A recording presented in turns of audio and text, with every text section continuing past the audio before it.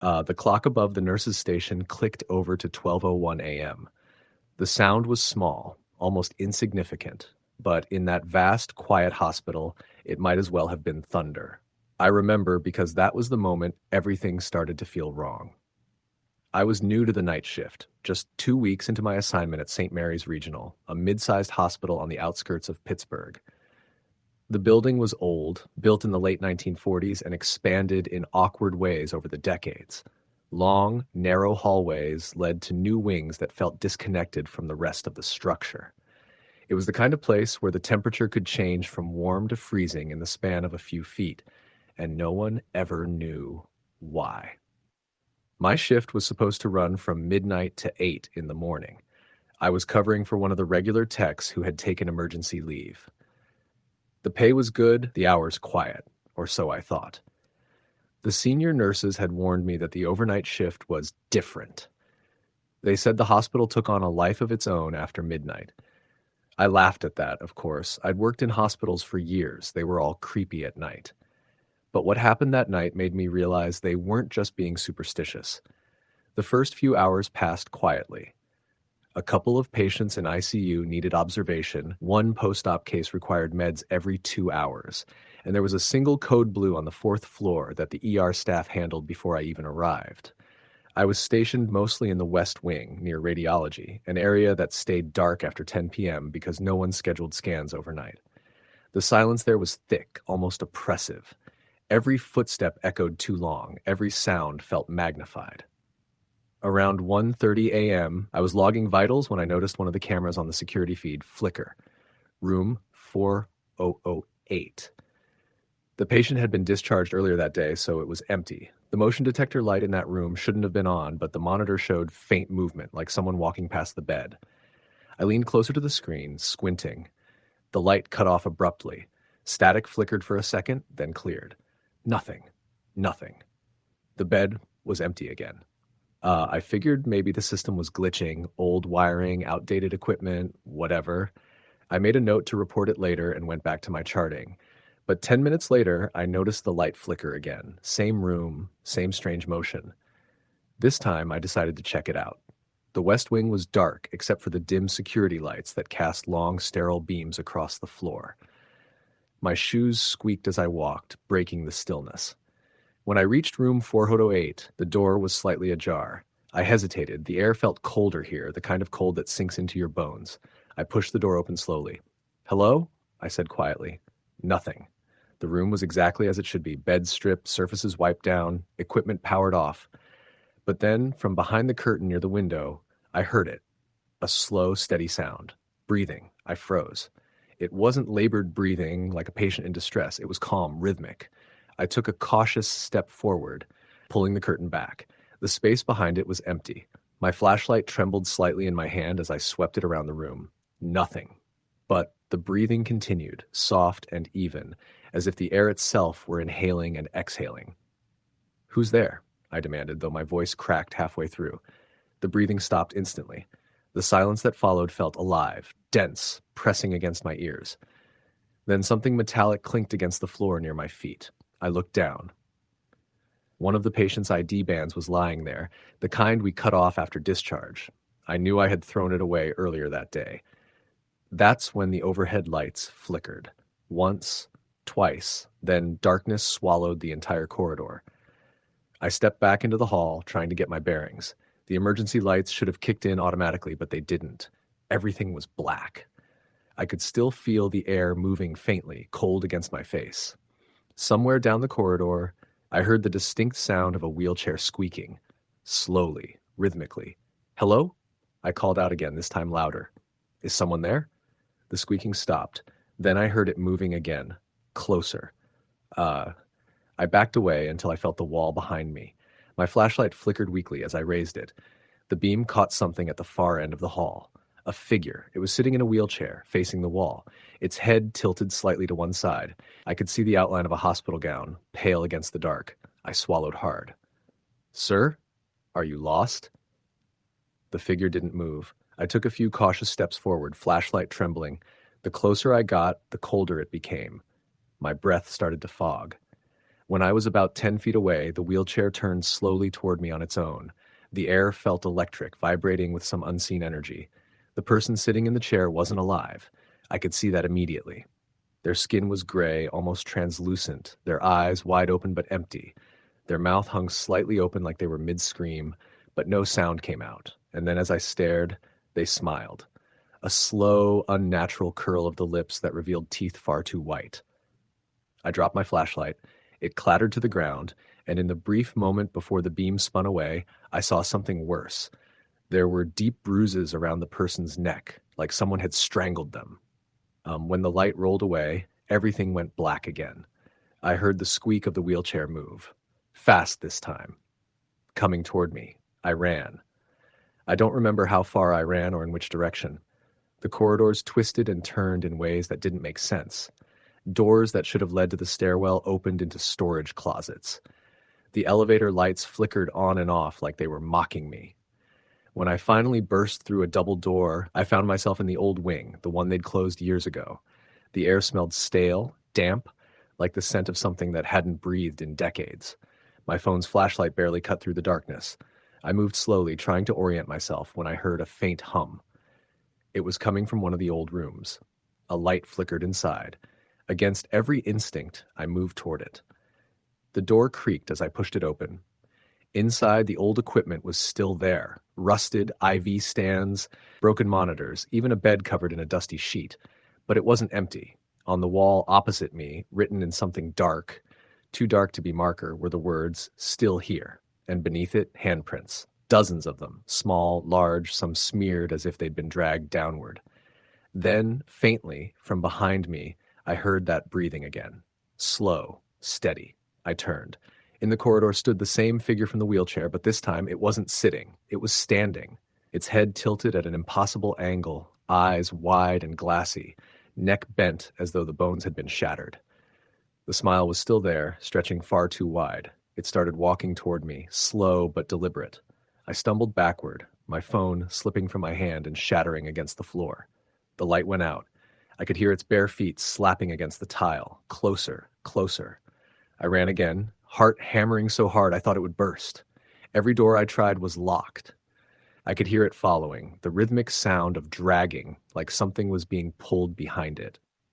When I reached the end of the hall, I saw a faint glow, a single red exit sign above a stairwell door. I threw myself at it. The handle gave way, and I tumbled down the stairs. I hit the ground hard, skinning my palms, but I didn't stop.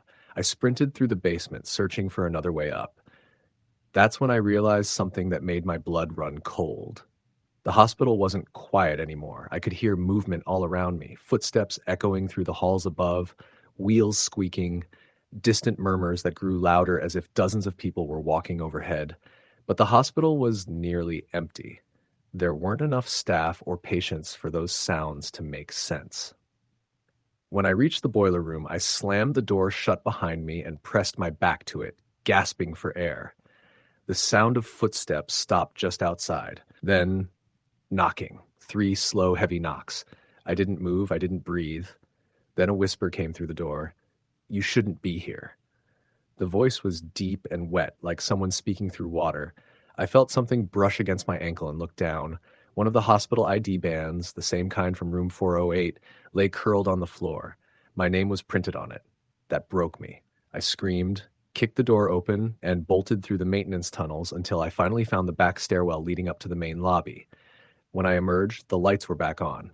The lobby was empty, except for the security guard, who looked up from his desk like nothing had happened. "You okay?" he asked casually. I must have looked insane, sweating, pale, eyes wide. Did the power just go out?" He frowned. "Power? No, it's been fine all night." I looked toward the hallway leading back to the west wing. Everything looked normal. Too normal. I quit that morning. Didn't even stay to clock out. A week later, I got a call from one of the nurses who still worked nights. She sounded nervous, like she didn't want to be talking to me. She said a new temp had started the same shift I used to work. Around 1:30 a.m., the cameras picked up movement in room 408 again. The light flickered on, and for a few seconds, the security feed showed a person sitting in a wheelchair facing the wall. The nurses went to check, but the room was empty. They said the motion sensor never triggered again after that. But the strangest part, when they reviewed the footage frame by frame, they saw something written on the wall behind the bed. In shaky, uneven letters, it said, "Still here. Story, the end." It was late November when I started working the midnight shift at a gas station off Highway 41, about 20 minutes south of Evansville, Indiana. I had just lost my job at a factory, bills were piling up, and the gas station offered a steady paycheck, even if it meant working from 11 p.m. to 7 a.m.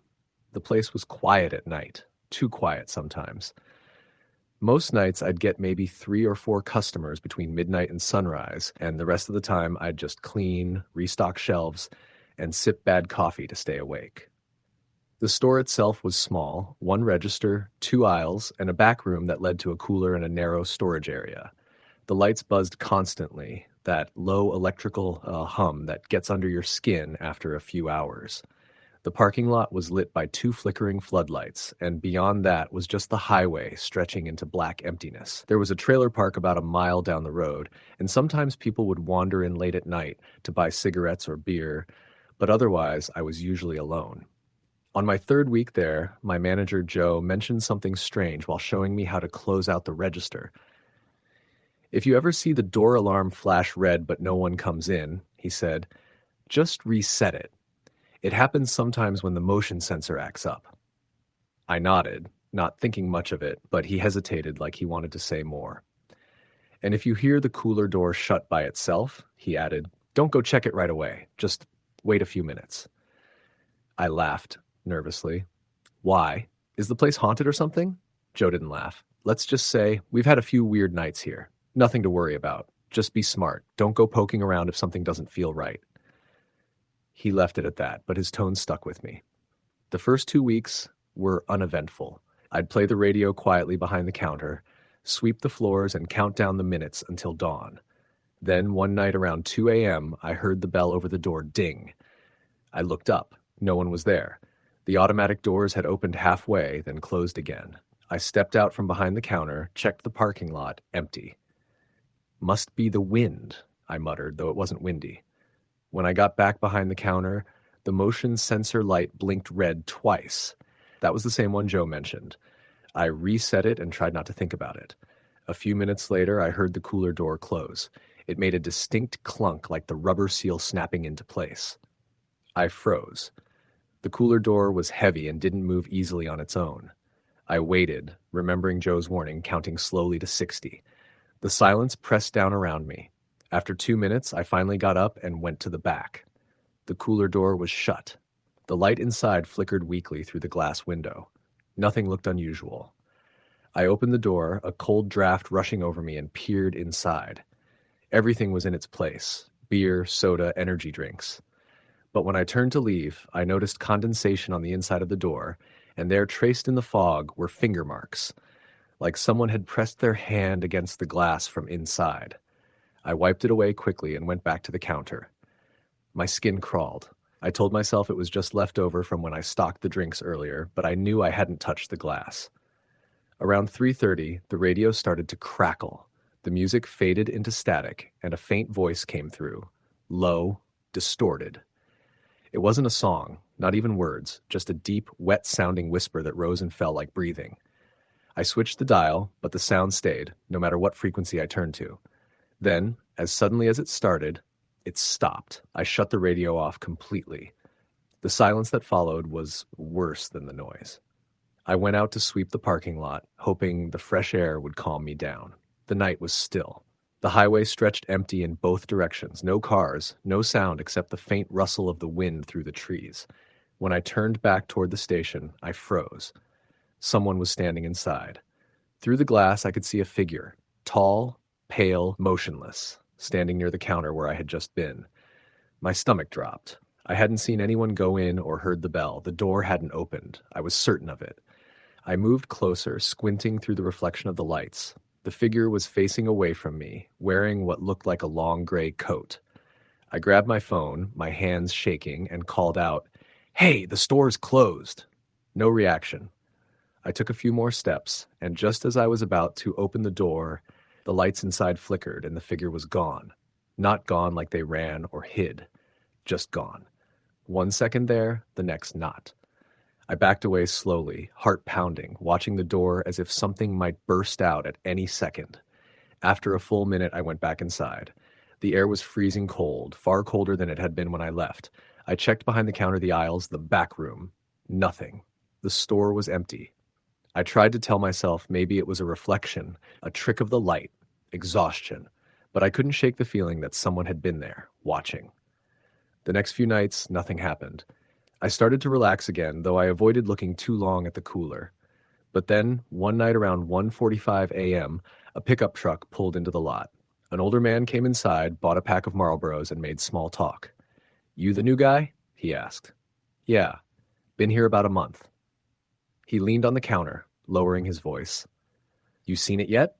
I frowned. "Seen what?" He looked toward the back of the store. "The man in gray. You'll know when you do. Don't look at him too long." I stared at him, unsure if he was joking. "You mean like a ghost?" He gave me a flat look. "I mean, don't look at him too long." Then he paid, left, and drove off into the night. That conversation rattled me. I tried to laugh it off, but deep down I knew exactly what he was talking about. The next night, the alarm light blinked again. Red, 3 times. I reset it, pretending not to care. But then the cooler door slammed so hard the shelves rattled. I jumped, dropping my coffee, and turned toward the back.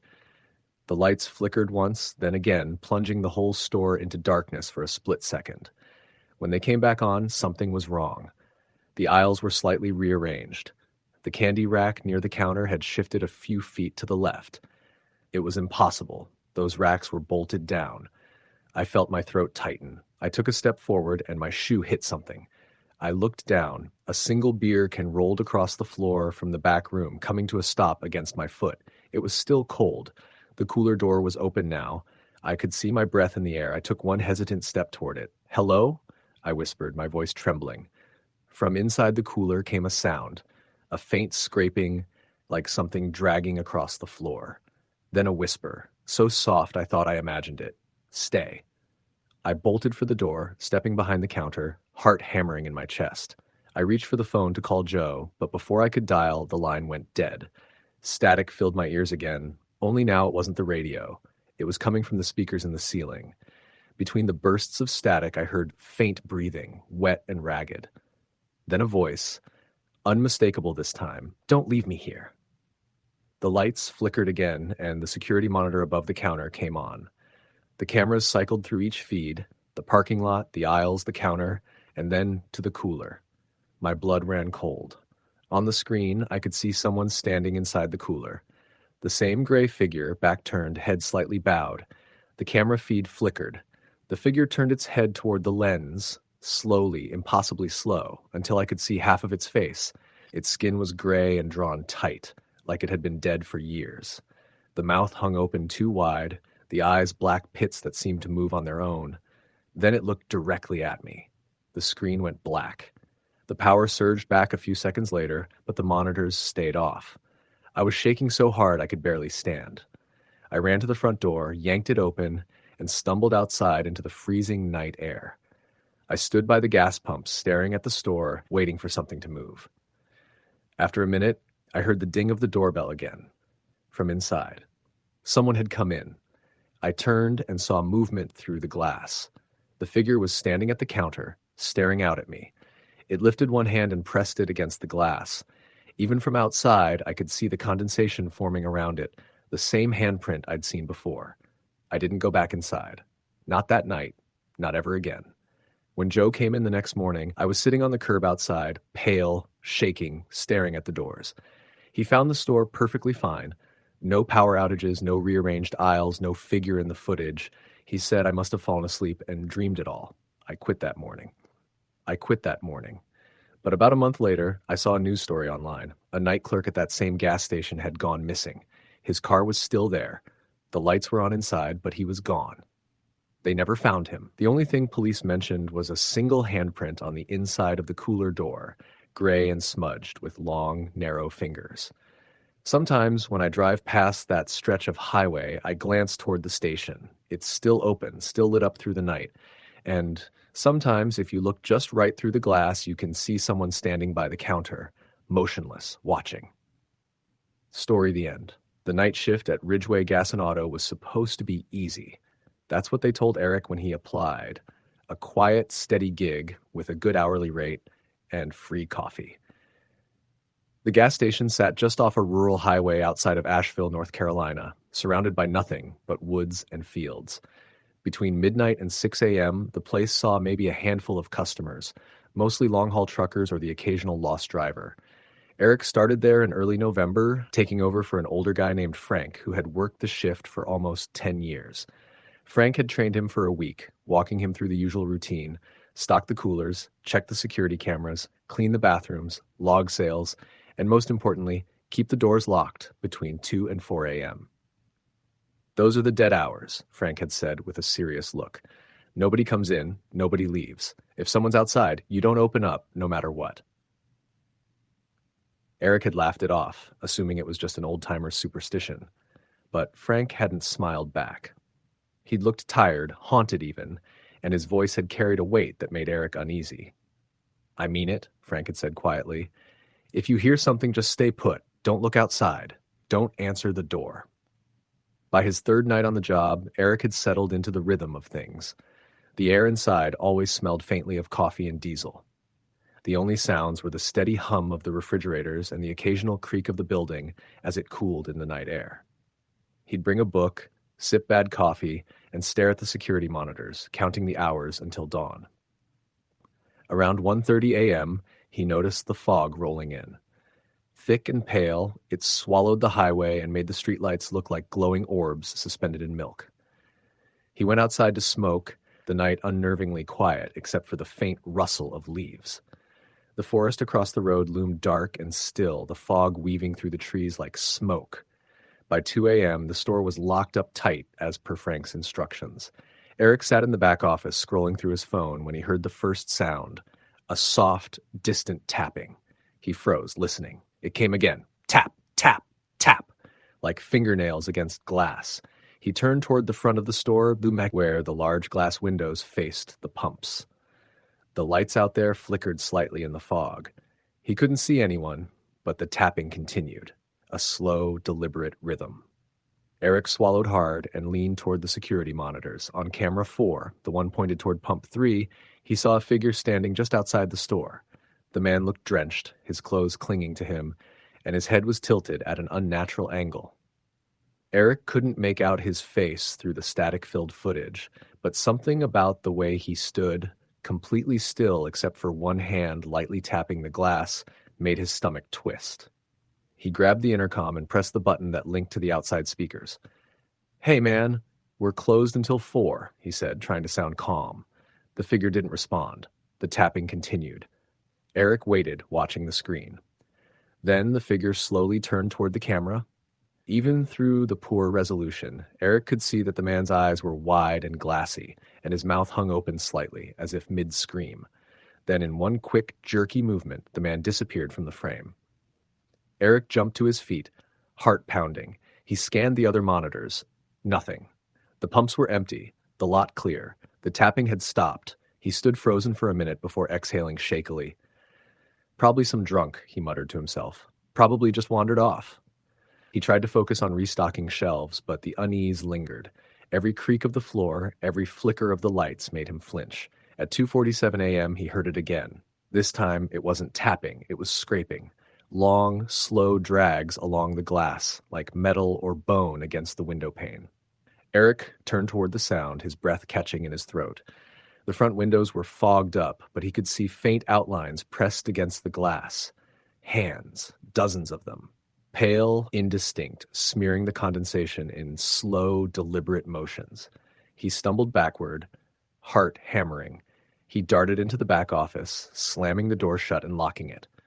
The security monitors flickered again, static rolling across the screens. For a moment, all the cameras went black. Then, one by one, they came back online. What he saw made his blood run cold. There were people, at least 6 or 7 of them, standing outside the store. They weren't moving, just standing in the fog, facing the building. Their clothes were soaked, clinging to their skin, and their faces were all pale, featureless blurs. One of them, taller than the rest, was right up against the window, head cocked to the side as if listening. Eric grabbed his phone, but there was no signal. Not even Wi-Fi. He tried the landline on the counter. Dead.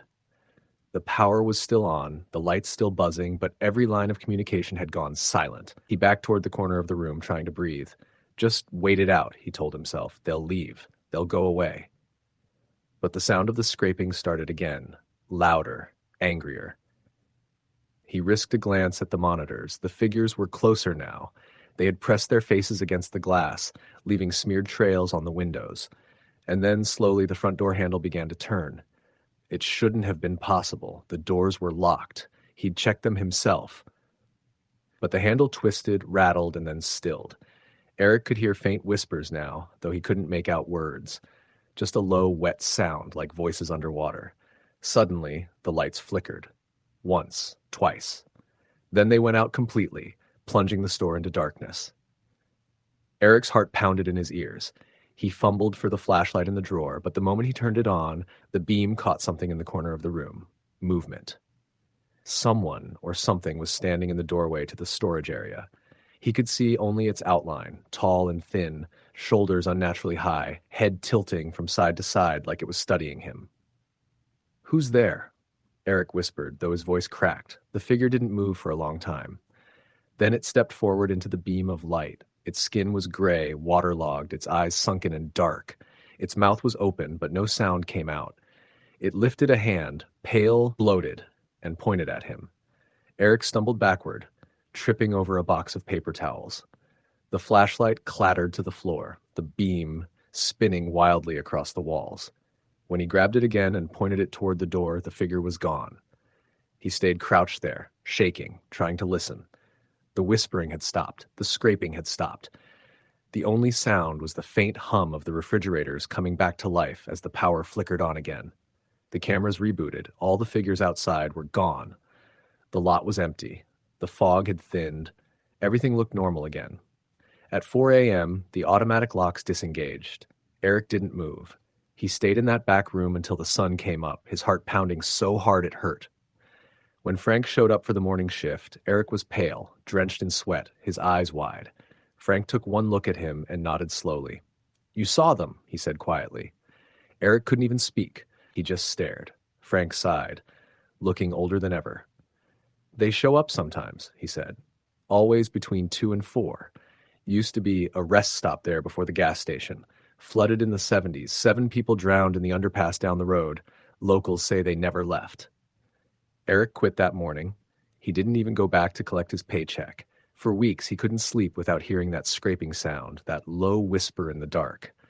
Months later, the station closed for renovations. The new owners tore up the old tile, replaced the counters, and put in new glass windows. But some nights, the new employees said they still heard tapping during the dead hours. Sometimes it was faint.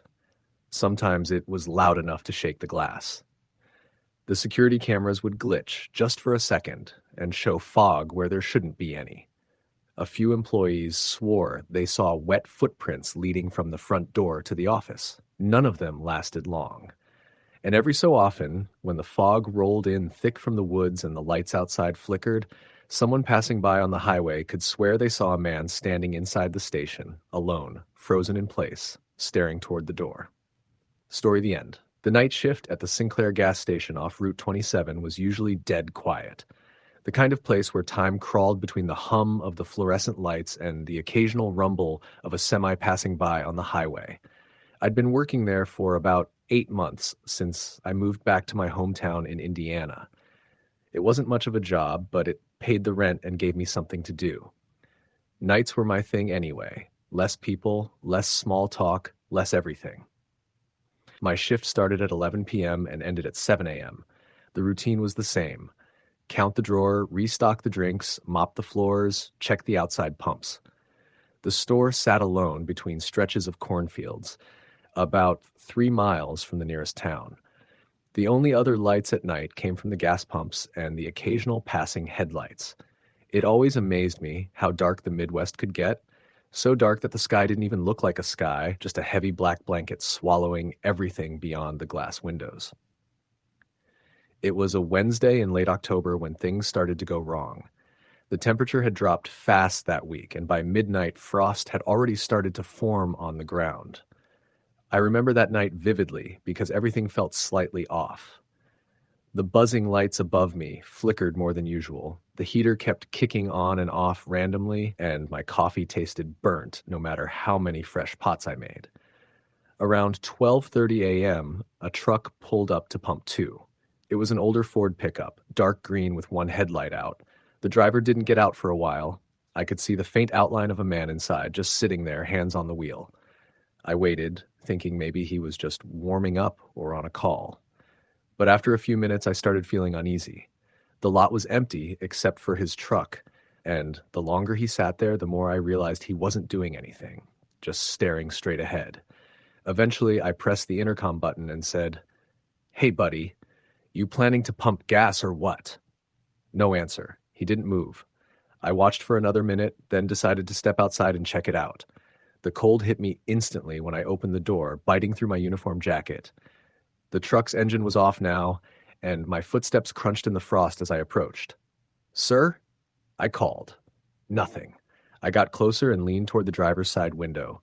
The inside of the truck was dark, but I could make out his profile. He looked wrong. His face was turned slightly toward me, but his eyes were open wide, unblinking. For a split second, I thought he was dead. I knocked on the glass. "Hey, are you okay?" No response. Then I noticed something strange. His lips were moving, just slightly, like he was whispering something to himself. I couldn't hear it over the hum of the lights, so I took another step closer and cupped my ear near the glass. That's when I finally caught it. He was whispering, "Don't let them in." I stepped back immediately, my heart pounding. "What?" I said reflexively, but he didn't react. His eyes stayed locked on something in the darkness beyond the pumps. I turned around to follow his gaze, but there was nothing there, just the empty field, stretching into the black. When I looked back, the truck door was open. The man was gone. I swear I only looked away for a second. But the driver's seat was empty now, and the cold wind carried a faint whiff of something metallic, like rust or blood. I looked around the lot, calling out for him, but no answer came. I walked toward the back of the station to check if maybe he went around the side, but there were no footprints in the frost except my own. When I came back around to the front, the truck was gone. I didn't hear an engine start, didn't see lights, nothing. It was just gone. I stood there for a long time trying to make sense of what happened. Eventually, I went back inside and locked the doors. The rest of the night dragged by painfully slow. Every sound, the wind, the hum of the fridge, even the creak of the counter, made my nerves jump. At 3:10 a.m., the phone rang. It startled me so bad I almost spilled my coffee. I picked up and said, "Sinclair Gas, this is Josh." There was silence for a few seconds, then static. I said, "Hello?" Then a man's voice, quiet and distant, came through. "Don't let them in." I froze. It was the same voice as the man from the truck. "Who is this?" I demanded. The line clicked dead. I hung up and stood there staring at the phone, trying to convince myself it was a prank. But there was no one else around. No one even knew I was working that shift except my boss, and she was in Florida on vacation. A few minutes later, the motion sensor camera above pump 2 flickered on the monitor. I glanced at it out of habit and nearly dropped my cup. There was something standing next to the pump. At first, I thought maybe the man had come back, but this thing was taller, its limbs too long. It was turned away from the camera, but even through the grainy feed, I could see that its head was tilted at an unnatural angle. Its shoulders twitched like it was shivering. I just stared at the monitor, frozen. Then, without warning, the screen went black. I backed away from the counter, my hands shaking. The lights above me flickered again, longer this time. The hum grew louder, like the building itself was trembling. Then came the knocking. 3 slow, deliberate knocks on the glass door. I turned toward the entrance, my pulse hammering. There was nothing there, just the reflection of the store's lights in the glass. Then another knock, this time on the window by the snack aisle. I grabbed the flashlight from under the counter and shined it toward the window.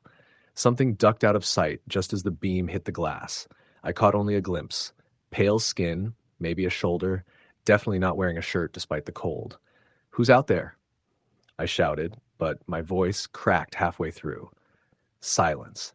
I walked slowly toward the back of the store, keeping the flashlight steady. Every few steps, I heard the soft tapping again, like fingernails on glass, moving from one window to another, circling the building. Then the power went out. Everything went black. The only sound left was the wind outside, and something else. Breathing. Slow, heavy breathing, coming from the other side of the aisle. I held my breath and crouched behind the counter, trying not to make a sound. My flashlight flickered weakly, then died completely. In the dark, I heard footsteps, bare feet on tile. Slow, deliberate, getting closer. I fumbled for my phone, but my hands were trembling so badly I dropped it. It clattered on the floor, and the footsteps stopped. For a few seconds, the only sound was my heartbeat in my ears. Then, from right behind the counter, a whisper. "Don't let them in." I lunged for the emergency light switch under the counter, slamming it on. The backup generator kicked in with a low hum, and the lights flickered back to life. The store was empty. No one behind the counter, no one in the aisles. Just the same eerie silence as before. But there were wet footprints leading from the front door to the back storage room. Bare, human footprints. I followed them slowly, each step heavier than the last. The air in the storage room was cold, far colder than it should have been. My breath came out in white clouds. The footprints led to the walk-in freezer. The door was slightly open. I hesitated, every instinct screaming not to look inside, but I had to. I pulled it open, the metal creaking loudly. The man from the truck was inside, or rather his body was. His skin was gray, his eyes wide open, his mouth frozen in that same expression of terror I'd seen earlier. There was frost on his face like he'd been in there for hours, even though it had only been maybe 3. I stumbled back, gasping, and the freezer door slammed shut on its own. I ran to the front, grabbed the phone, and dialed 911. The dispatcher answered, but the line was full of static. I shouted into the receiver, "There's a dead man in my freezer. Please send someone." But all I heard in return was breathing, and then that same whisper again, "Don't let them in." When the police finally arrived around 4 a.m., the freezer was empty. No body, no footprints, nothing. The cameras had all gone offline at 2:44 a.m., right before the first knock. They thought I was losing it, maybe hallucinating from lack of sleep. They even tested me for drugs. I quit that night. But sometimes when I drive past that station on my way home from a late job, I see the lights flicker inside. And sometimes when I stop at a gas station anywhere, I swear I hear someone whispering just behind me when I'm alone at the counter. "Don't let them in." Story the end. It was just after midnight when I clocked in for my shift at the truck stop on Route 61, just outside of Springfield, Missouri. I'd been working there for a little over a year, third shift, 12 to 8 a.m. And while it wasn't glamorous, it paid the bills.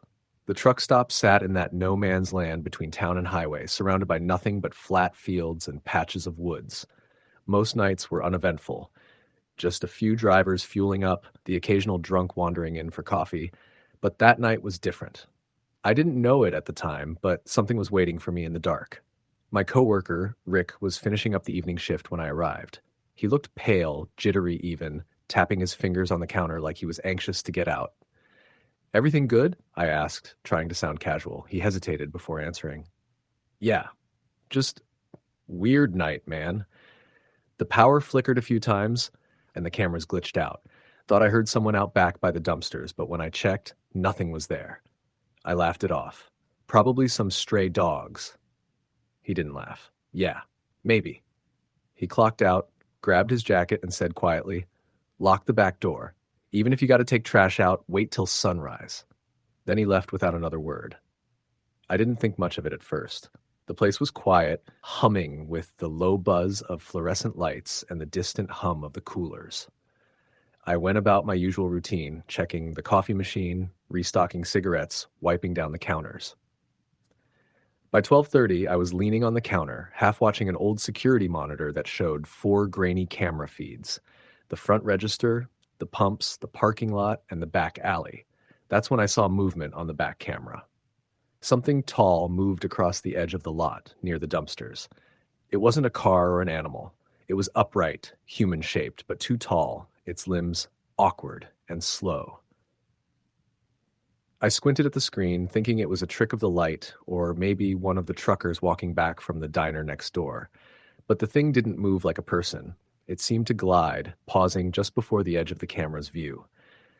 I leaned closer, trying to make out details, but the feed flickered, distorting into static. When it cleared, the alley was empty. I went to the door and looked through the glass toward the parking lot. The air outside looked heavy, like a storm was coming. The highway lights in the distance flickered faintly, then went dark. The only light came from the store's buzzing sign and the harsh glow of the pumps. The night felt thick, almost muffled, like even the crickets had stopped making noise. I shook my head, trying to brush it off, and went back to stocking the shelves. But every few minutes I glanced at the back camera again. Nothing. Until 1:07 a.m. There it was again. This time, the figure was closer. Standing in the alley, perfectly still, facing the building. I couldn't see its face. It was just a tall silhouette, its arms hanging loosely at its sides. I stared at the monitor, my pulse starting to race. I told myself it had to be a trick, some shadow cast by a passing truck or the reflection of light off the dumpsters. But I couldn't shake the feeling that it was watching me. The intercom crackled suddenly, making me jump. A garbled, low noise came through the speaker. It wasn't static, it sounded almost like breathing. I froze, staring at the microphone on the counter, my hands trembling. The breathing got louder, ragged, uneven. And then a voice whispered, barely audible through the distortion, "Don't look outside." The line went dead. My stomach dropped. I spun around, glancing at the front windows, and for a split second, I thought I saw something. Just beyond the pumps. Something tall and pale standing at the edge of the light, unmoving. I ran to the door, locked it, and pulled the blinds down. My hands were shaking so bad I nearly dropped the keys. I tried calling Rick, but the phone only emitted a shrill tone, then went silent. I tried my cell, no signal. The hum of the lights seemed louder now, pressing against my ears. By 2 a.m., the power flickered again, the lights dimming to a dull yellow before coming back on. I checked the cameras once more. Every feed was black except the one for the parking lot, which showed a static-filled image. Slowly, through the distortion, a figure began to appear, standing in the middle of the lot, facing the store. I tried to steady my breathing, forcing myself to look at the screen. The figure stepped closer. The picture glitched, skipping a few frames each time it moved. Step. Pause. Step. Pause. Closer. When it reached the pumps, the lights outside cut out completely, plunging the lot into darkness. I could still see faint movement on the monitor, though, white flickers in the black like limbs shifting. My chest tightened. I took a few steps back, nearly tripping over a mop bucket. Then came the tapping. Soft at first, like fingernails on glass. From the front door, I froze. The sound continued, steady, deliberate. I turned slowly, heart hammering in my chest. Through the small crack in the blinds, I saw it. Just the outline of a head, pressed against the glass, motionless. No breath fogged the window, no features I could see, just that shape. The tapping stopped, and then something whispered again, this time from right behind me. "Jason." I spun around, swinging the mop like a weapon. No one was there. The store was empty. I was shaking uncontrollably now, backing toward the counter. The air had gone cold, cold enough that my breath came out in faint clouds. The monitor flickered again, all 4 cameras returning. Except they weren't showing live footage anymore. They were showing me from behind. I could see myself standing there, staring at the monitors, the back of my head perfectly still. My blood ran cold. I turned, fast. But there was nothing behind me. Nothing. When I looked back at the screens, the figure behind me had moved closer. In the footage, it was now standing inches away from where I stood. That was the moment I ran. I bolted for the door, fumbling with the keys, desperate to unlock it. The door wouldn't budge. I slammed against it, pulling, shoving, but it was as if something on the other side was holding it shut. I glanced over my shoulder. Through the reflection on the glass, I saw it. Tall, black, shapeless, standing in the middle of the store. I couldn't breathe. The lights went out again. Total darkness. For a few seconds, I couldn't hear anything but my own heartbeat. Then the breathing returned, louder now, all around me. A hand brushed the back of my neck, cold and thin. I screamed and swung the mop, hitting nothing but air. My vision went blurry. The smell of iron filled the air, sharp, metallic, like blood. Then, just as suddenly, the lights came back on. The store was empty. Everything was normal again. The blinds still down, the door still locked, the monitors back to their grainy feeds. I stood there for what felt like hours, shaking, unable to move. At some point, I must have blacked out because the next thing I remember was the sound of the morning clerk unlocking the door at 8 a.m. She found me on the floor behind the counter, clutching the mop, eyes wide open. I couldn't explain what had happened. I tried, but every word felt like a lie, even to me. The cameras, of course, showed nothing unusual. The feed from midnight to 4 a.m. was corrupted, just static. They told me it was exhaustion, maybe a panic attack. I didn't argue. I quit that same day.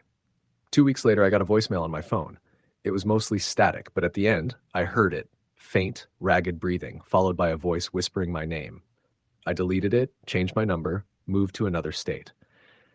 I haven't worked a night shift since, but sometimes around midnight, when I'm alone in my apartment, I still hear it, soft tapping on the window, slow and deliberate. I never look anymore, because I know if I do, he'll be standing there, waiting. Story the end. It was 11:47 p.m. when I clocked in for my shift at the 24-hour gas station off Route 19. The place sat about 15 miles outside of town, surrounded by nothing but pine trees, a few old barns, and miles of dark, empty road.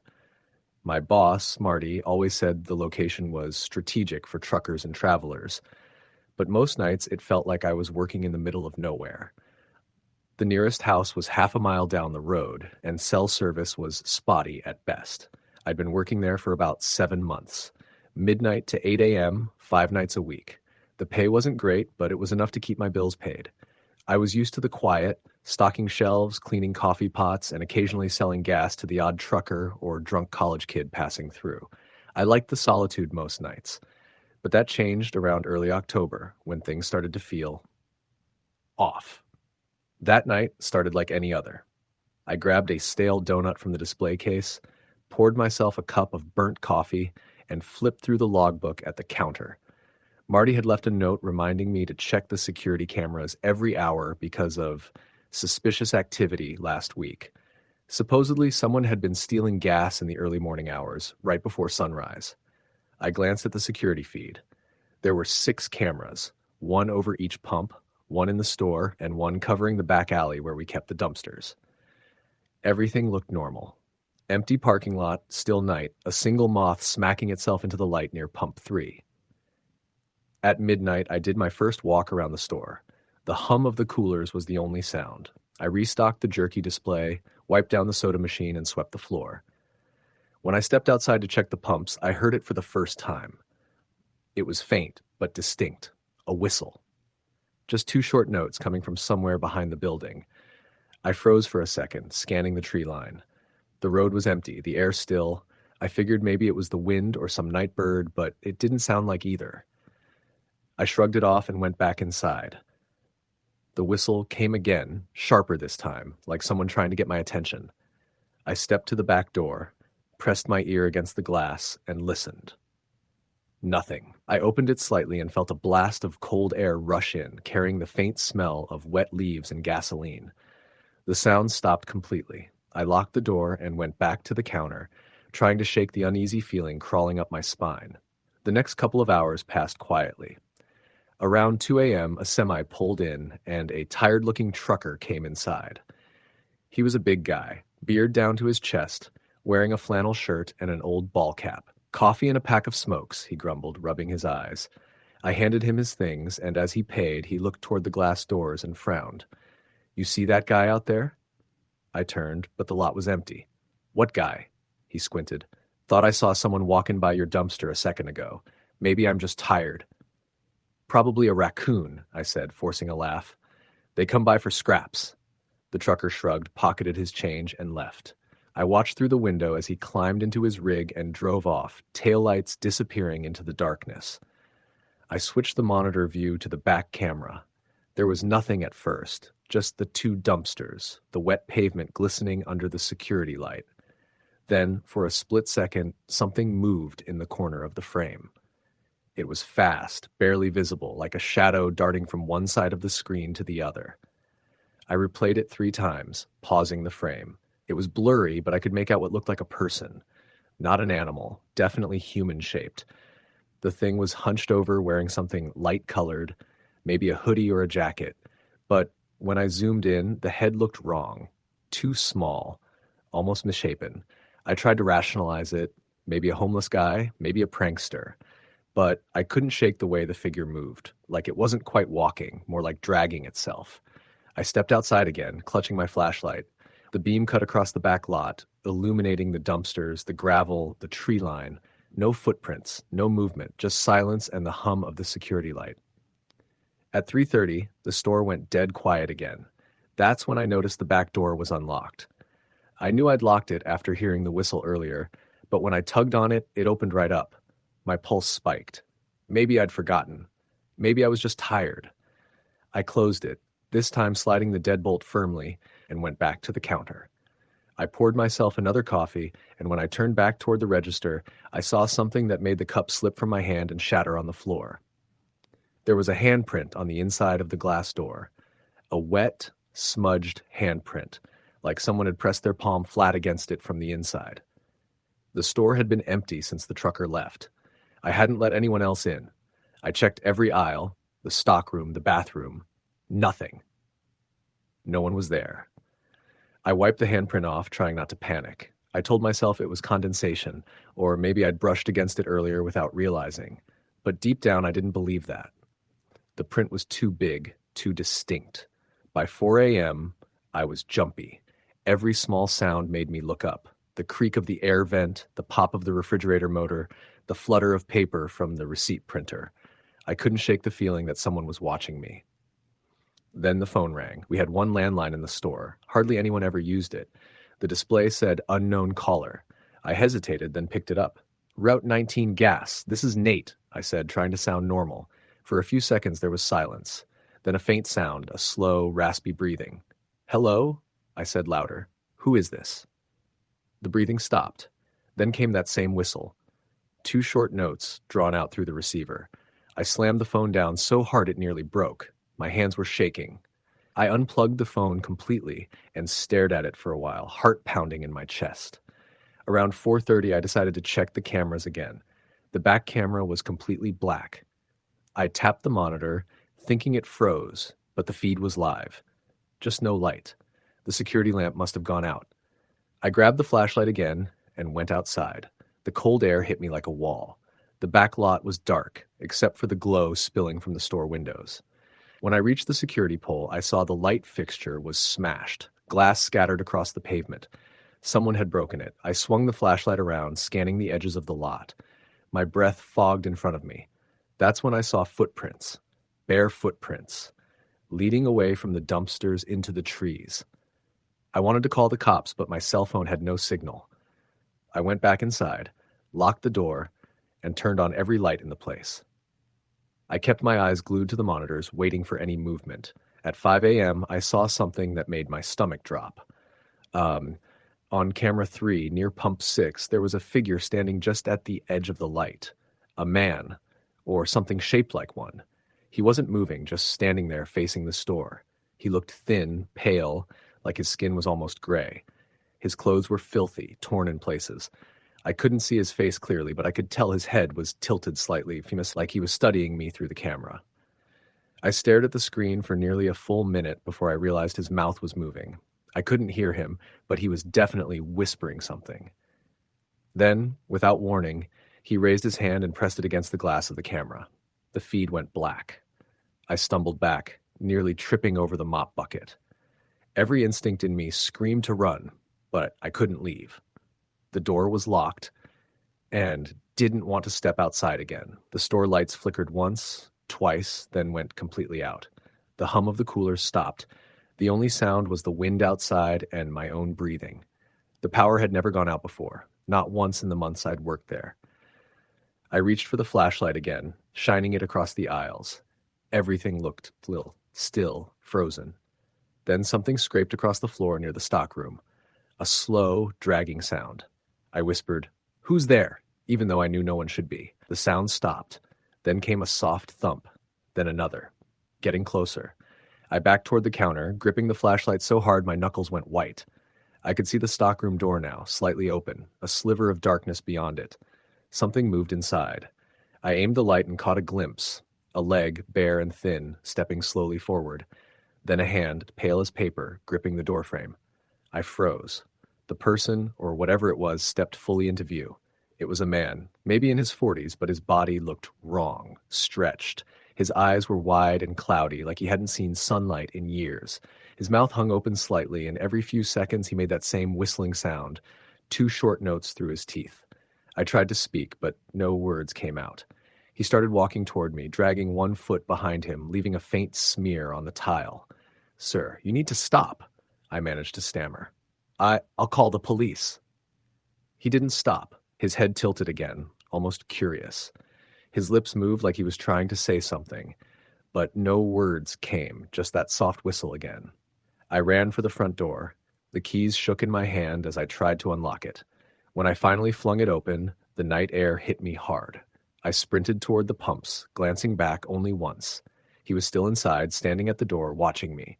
Then, with unnatural speed, he pressed both hands against the glass and started banging, slow, rhythmic, like he was keeping time with his own whistle. I ran across the parking lot toward the road. My headlights were the only thing cutting through the darkness. I jumped into my car, fumbled for the keys, and peeled out of the lot so fast the tires screeched. I didn't stop until I reached the sheriff's office 10 miles down the road. Deputy Harlow was on duty. When I told him what happened, he looked skeptical at first, but agreed to drive back with me. We arrived just after dawn. The sky was gray, the air still. The power was back on, the lights inside the store humming normally, but everything looked different, like the place had been reset. There were no footprints, no handprints. The camera that had gone black was working fine again. But the thing that chilled me most was the stockroom. The floor was spotless. Not a drop of dirt, no smears, no sign of anyone being there. But the back door, where I'd seen the footprints leading out into the woods, was wide open. Deputy Harlow searched the property, even went into the trees, but found nothing. He took my statement and told me to get some rest. Marty called me later that day, angry about the report. "You scared the hell out of the sheriff, Nate," he said. "They think it was a vagrant. Probably long gone." I told him I was quitting. I didn't care about my paycheck. I just wanted out. That was 3 years ago. I live in a different town now, work a day shift at a hardware store. I've tried to forget that night, but sometimes when the wind is still and I'm up too late, I hear it again. That whistle. 2 short notes, faint and distant, just outside my window. And once, when I got brave enough to check, I swear I saw a shape standing across the street. Too thin, too pale. Watching. Story the end. The hospital where I worked sat at the edge of a small town in Indiana, half surrounded by cornfields and patches of woods. It wasn't a big facility, just a 24-hour urgent care center that handled minor emergencies when the main hospital in Evansville was too far for late-night cases. Most nights were quiet. I worked as the only security guard on the midnight shift, patrolling empty halls, checking the doors, and watching the flickering security feeds in the main office. It paid decently, and I didn't mind the stillness. Until one night, the stillness became something else. It started around 12:30 a.m. My shift had just begun, and the only people inside were 2 nurses, a night janitor, and 1 patient sleeping in observation. The wind outside howled against the glass doors, and the fluorescent lights buzzed faintly above. I made my first round down the north wing, pushing open each door and checking the locks. Everything was quiet except for the hum of the vending machine and the soft beep of a monitor from the observation room. Halfway down the hall, I stopped. There was movement in one of the rooms, room 6. The blinds were half open, and I could see a silhouette standing beside the bed. I froze. We only had 1 patient that night, and he was in room 3. I tapped on the glass, thinking maybe one of the nurses had stepped in there, but the figure didn't move. It stood perfectly still. I radioed the front desk. "Hey, is anyone in room 6? Nurse Lisa's voice crackled through the speaker. "No, all empty down there." "Why?" "There's someone in there," I said, my pulse picking up. A pause. Then, "We'll check the cameras." I waited, eyes locked on the figure. The blinds fluttered slightly, and in the dim light, I caught a glimpse of its face, or where its face should have been. There were no features, just smooth, pale skin like wax. Then it turned its head toward me in one slow and natural motion. I stepped back, heart pounding. Lisa, I said into the radio, do you see it? Uh, do you see it? Her voice came back trembling. There's no one there, Jim. That room's empty. I looked again. The figure was gone. I walked inside slowly, flashlight in hand, sweeping it across the empty bed and the monitors. Nothing. The room was freezing, though. The kind of cold that seeps into your bones. The monitor cables were swinging slightly, like someone had brushed past them seconds earlier. Back at the security office, I rewound the camera feed. At 12:34, Room 6's motion sensor had triggered. On the grainy footage, I could see the silhouette standing there, perfectly still. Then it flickered once, just a blur, and disappeared. I tried to laugh it off, told myself maybe it was a reflection or bad camera interference. But my gut told me otherwise. At 1:45 a.m., I was doing another round when I heard it. The sound of someone walking down the west corridor. Slow, deliberate steps echoing through the quiet. I thought it might be Carl, the janitor, but when I called out, "Carl, that you?" the footsteps stopped. The hallway stretched ahead, lights humming, every door shut.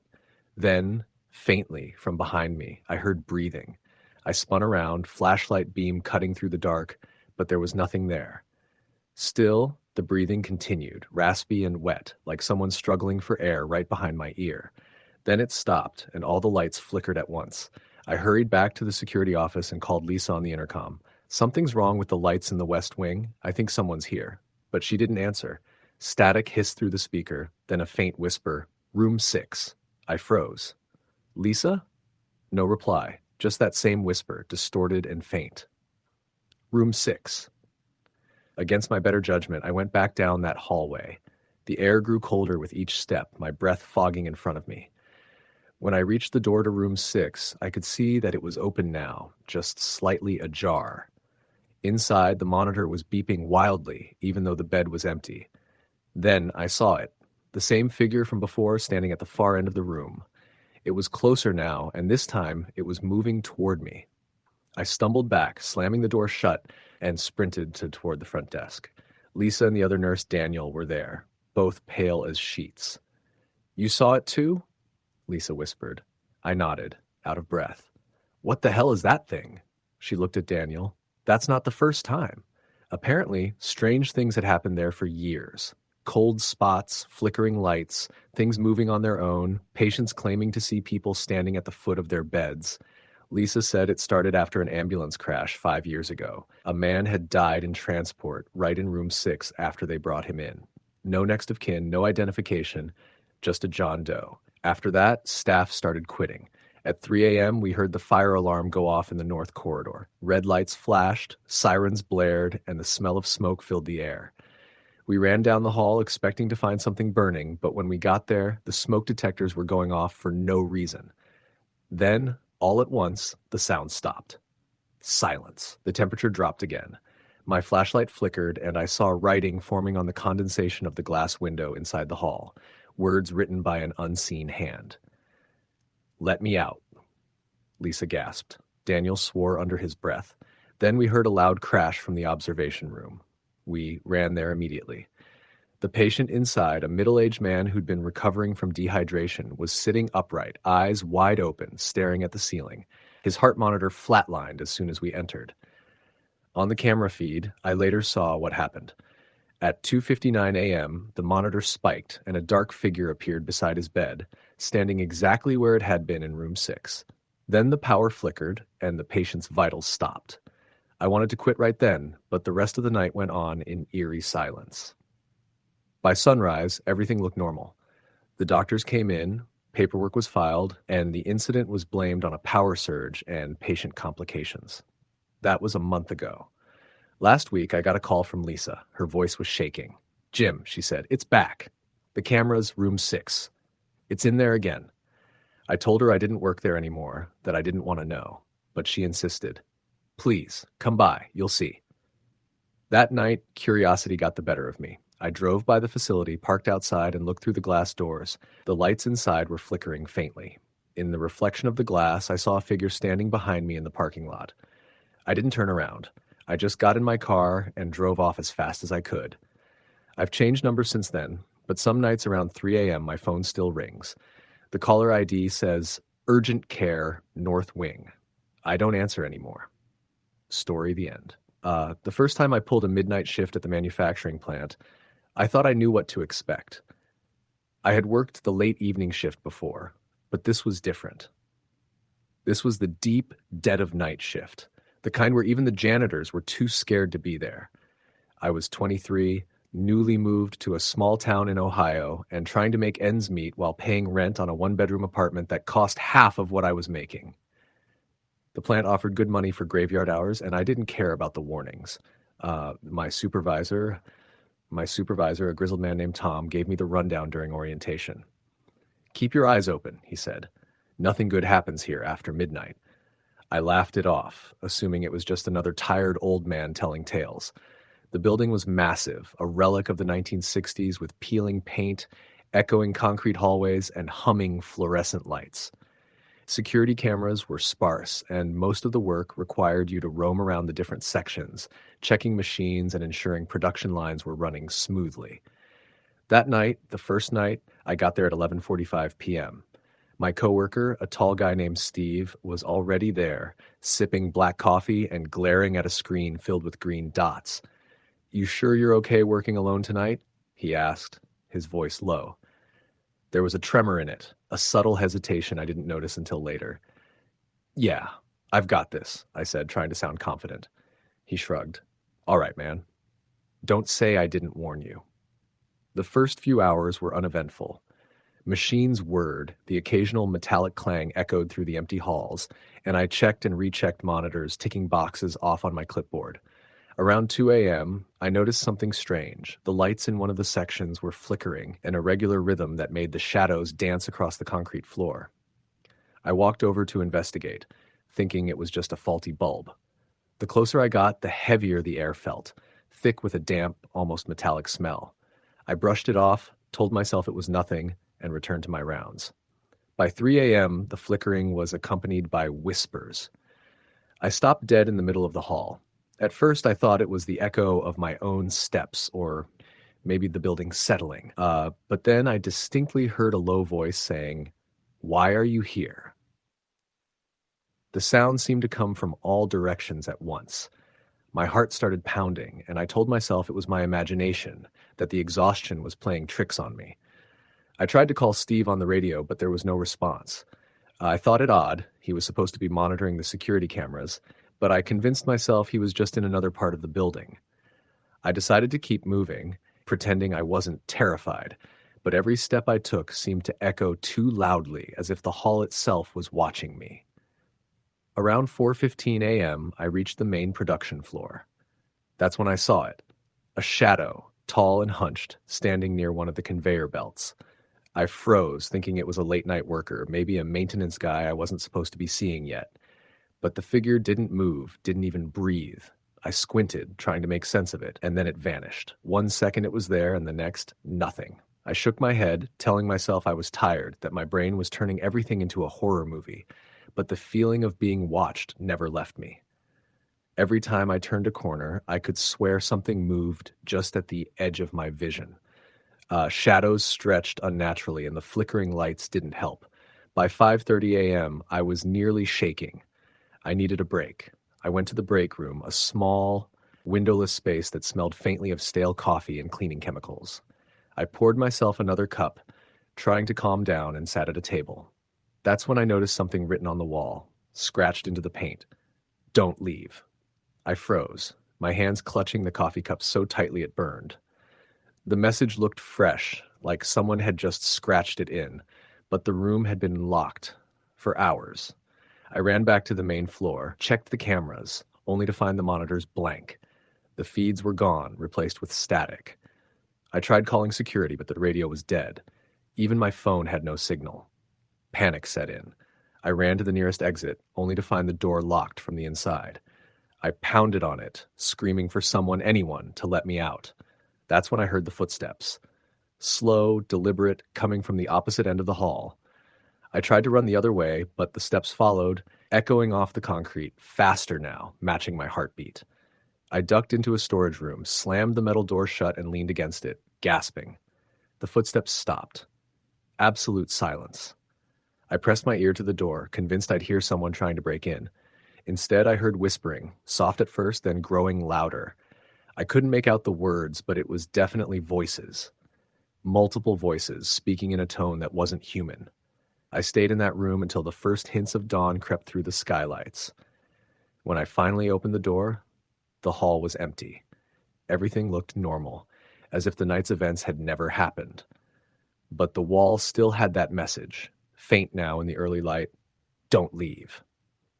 I never told anyone what happened that night. The management shrugged it off when I mentioned the lights flickering, saying it was just an electrical issue. But I knew better. Every night after that, I noticed strange things. Shadows moving against the flow of light, whispers when no one was around, equipment turning on by itself. Some nights I'd be monitoring a machine and the camera feed would flicker for a second, just a second. But in that second, I'd see a figure standing behind me, always standing behind me, watching. Months went by and I became numb to it, though the fear never left. I kept telling myself that it was part of the job, part of working the graveyard shift. But one night, everything escalated. It was a Tuesday, and I had been on the floor since 11:45 p.m. Steve wasn't there. He had called out sick, and I was alone. Around 1:30 a.m., I noticed a machine on the far end of the floor running despite being turned off. I walked over to check it, and that's when I felt it. A cold, icy hand brush my shoulder. I spun around, nothing, just the empty floor. The lights flickered violently, and I could hear the hum of the machinery distort, twisting into a low growl. The shadows pooled unnaturally in the corners, like black water, creeping along the floor. I tried to move, but my legs felt glued to the ground. The growling became whispering, sharp and urgent. "Get out, now." I finally broke free, running toward the nearest exit, only to find every door locked. Windows were sealed tight. I was trapped. That's when I saw them. Figures emerging from the shadows, hundreds of them, pale and skeletal, moving without sound, their faces distorted, their eyes hollow. They didn't speak, but I could feel their intent, a suffocating desire to make me part of whatever nightmare they were in. I ran, dodging machinery, crawling under conveyor belts, anything to escape. But the figures multiplied, surrounding me, their presence pressing in from all sides. One reached for me, a skeletal hand brushing my arm, cold and clammy. I screamed, hitting it with my elbow. It dissolved into smoke, but more took its place. By 3 a.m., I had made it to the control room, slamming the door behind me. I locked it and barricaded myself with chairs. My mind raced. I had to survive until morning. The figures circled the door, their shadows pressing against the metal, whispering promises I couldn't comprehend. I realized then that they were waiting, not attacking, biding their time, savoring the fear. Hours passed. The whispers never stopped. Every time I tried to move, something invisible pushed me back, like the building itself was alive and punishing me. I could feel my sanity slipping. I didn't know if I had been there for hours or minutes. Time didn't exist in that space, only the shadows, the whispers, and the suffocating cold. When the first rays of sunlight broke through the skylights, the figures vanished. The hall was empty, silent. The air was warm again, normal. I opened the door and stumbled out, dazed and trembling. The plant was quiet, just as it had been before. No one questioned why I was pale, shaking, or why I didn't speak for hours. After that night, I quit. I handed in my notice without explanation. I moved out of the apartment, changed my phone number, and tried to leave that town behind. But even now, years later, I can't forget. Sometimes when I'm alone in a dark room, I swear I hear the whispers again. I feel the cold brush against my shoulder, and I see those hollow figures in the corner of my vision. I've tried to warn others about the plant, but no one believes me. They think I'm exaggerating, imagining things, or worse, lying for attention. But I know what I saw. I know what I felt. And I know that place isn't just haunted, it's alive. It waits for those who think they can handle the night, preying on them, feeding on fear, letting them survive just long enough to understand that leaving is never truly an option. Sometimes I dream I'm back there. The machines hum in rhythm with my heartbeat, the shadows twist around the lights, and I hear that one message scratching itself into my mind. Don't leave. Even now, I can't shake the feeling that it's not over, that something followed me home, patient, silent, waiting. And I know that one day, if I'm careless, if I'm alone when the shadows whisper my name, it will come for me. I don't work nights anymore. I don't go near abandoned buildings. I avoid basements, dark corridors, and anything that smells like industrial metal or decay. But it doesn't matter. I've seen too much, felt too much. The midnight shift isn't just a job, it's a gateway. And once you've been through it, the darkness never lets go. Even in my dreams, I'm back there, wandering the concrete halls alone, hearing the whispers, seeing the figures, feeling the cold hand on my shoulder. I wake up sweating, heart racing, certain that if I move too quickly, they'll be there, waiting for me, just as patient as the night itself. I've never told this story to anyone outside of therapy sessions, and even there, I leave out the worst parts. The things that made me question reality, the things that made me beg for the sun to rise faster, the things I still see when I close my eyes. But I can't keep it in anymore. I have to say it. The midnight shift can consume you, and sometimes it doesn't matter how fast you run. It waits, it remembers, and it will find you no matter where you are.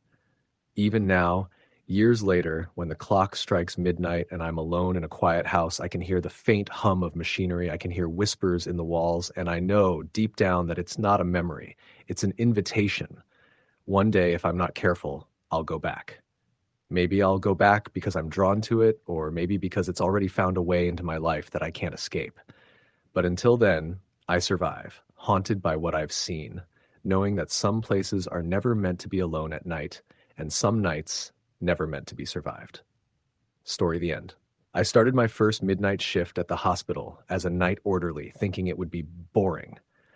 I had worked day shifts before, but nights were different, and I didn't fully realize that until I walked into the dimly lit corridors that first evening.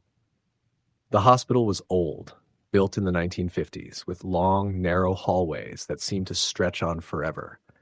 The fluorescent lights buzzed intermittently, and there was a faint smell of disinfectant mixed with something else, something I couldn't name. The first few hours were normal enough, checking patient rooms, taking vitals, assisting the few nurses who worked overnight. The night crew was thin, just me, a nurse named Carla, and the security guard, Mike. Around 1 a.m., Carla left for a quick break, leaving me alone on the floor. That's when I noticed it. A patient room door at the very end of the hall was slightly ajar. I could have sworn I had checked it before, but the curtain inside was moving, even though there was no fan or draft. I approached slowly, my heart starting to race. I called softly. No response. I pushed the door open. The room was empty. The bed neatly made, machines quiet, nothing out of place. I laughed nervously, telling myself I was imagining things. As I turned to leave, I heard it, the faint sound of breathing, slow and deliberate, coming from the hallway. I froze. The hospital was quiet, almost too quiet, the kind of silence that presses against your ears and makes your heartbeat thunder in your skull. I looked down the corridor. Shadows pooled at the far end, twisting under the flickering light. Something moved just at the edge of my vision. I blinked. Nothing. I shook my head and continued my rounds, trying to ignore the feeling of being watched. But the whispers started around 2 a.m. At first, it was subtle, almost like the hum of the fluorescent lights, but it grew clearer. Low voices muttering my name, asking questions I couldn't understand. I checked the empty rooms, no patients, no staff. I even tried calling Carla and Mike on the radio. Dead static. By 3 a.m., I was certain something was wrong. I was walking down the hallway near the old wing, the part of the hospital closed off for renovations, when I saw a figure. A nurse, or maybe someone pretending to be a nurse, standing at the end of the hall. Her uniform was faded, stained, and her face, I couldn't see it clearly, but it felt wrong. Not human. I blinked, and she was closer. I ran, my shoes clattering against the linoleum floor, heart pounding. The figure didn't chase me, at least not visibly, but I could feel her presence, looming behind me, moving with me, whispering just beyond my hearing. I locked myself in the supply room, barricading the door with carts of linens and medical equipment. The whispers continued, growing louder, circling me.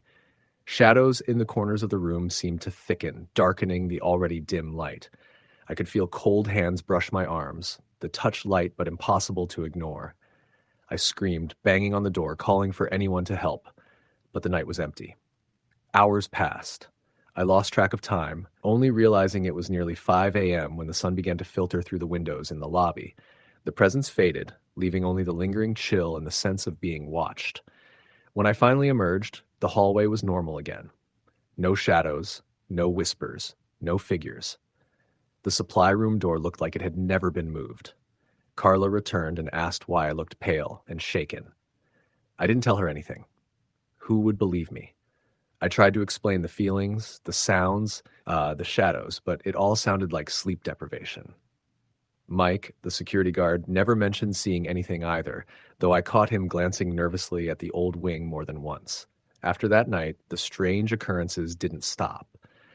I saw fleeting figures in the corridors, patients in rooms that were supposed to be empty, and the whispers persisted. Sometimes I would hear my name called softly over the intercom, even when no one was on duty to use it. The lights flickered at random, and the temperature would drop to freezing for no reason. One night, around 2:30 a.m., I was transporting a patient in a wheelchair down a corridor near the surgical wing. The hall suddenly went dark, the machines in the room next to us shutting off all at once. The patient froze, staring at the far end of the hall. I followed her gaze and saw something I can't unsee. Dozens of shadowy figures standing in the distance, their faces blurred, their eyes hollow. They didn't move, but I could feel them watching, their presence pressing down on me like a physical weight. I pushed the wheelchair faster, almost running, but the shadows seemed to match my pace. I reached the lobby, and as soon as I crossed the threshold, they vanished. The emergency lights flickered back on, and everything appeared normal. I couldn't breathe, couldn't speak, couldn't comprehend what I had just seen. I started keeping a log of these events, jotting down times, locations, and details, but the more I recorded, the more the events intensified. The whispers became voices I could understand, calling out names, reciting fragments of my life, things no one else should know.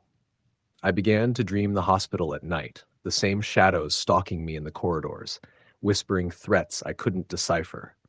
I woke up sweating, hearing faint footsteps in my apartment. Though I lived alone, I eventually transferred to day shifts, thinking distance from the night would help. But even then, I felt it. The hospital wasn't done with me. Sometimes I would pass a darkened corridor, and the shadows would flicker at the edge of my vision.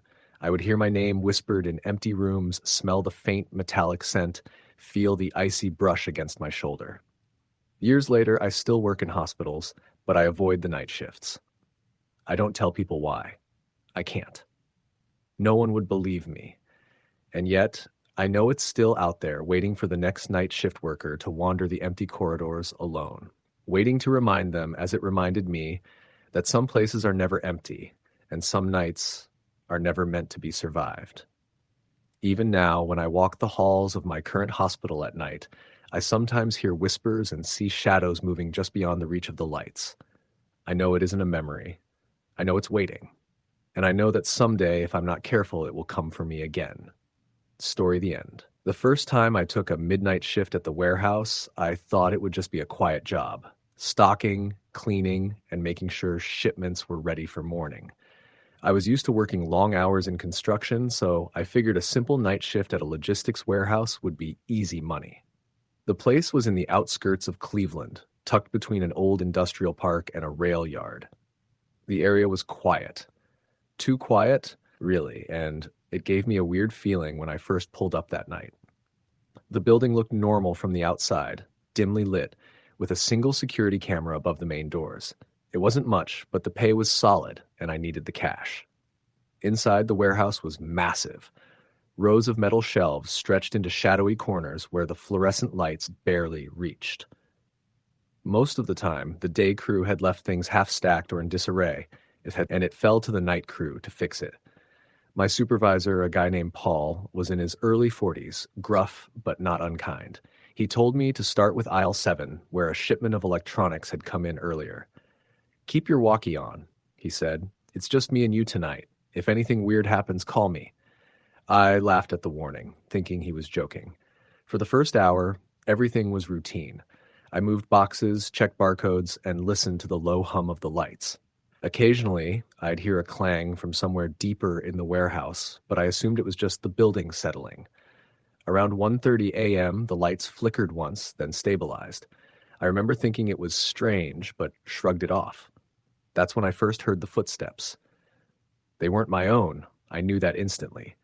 I had been working on the far end of aisle 7, and someone or something was walking near the back, moving between the rows. My stomach sank.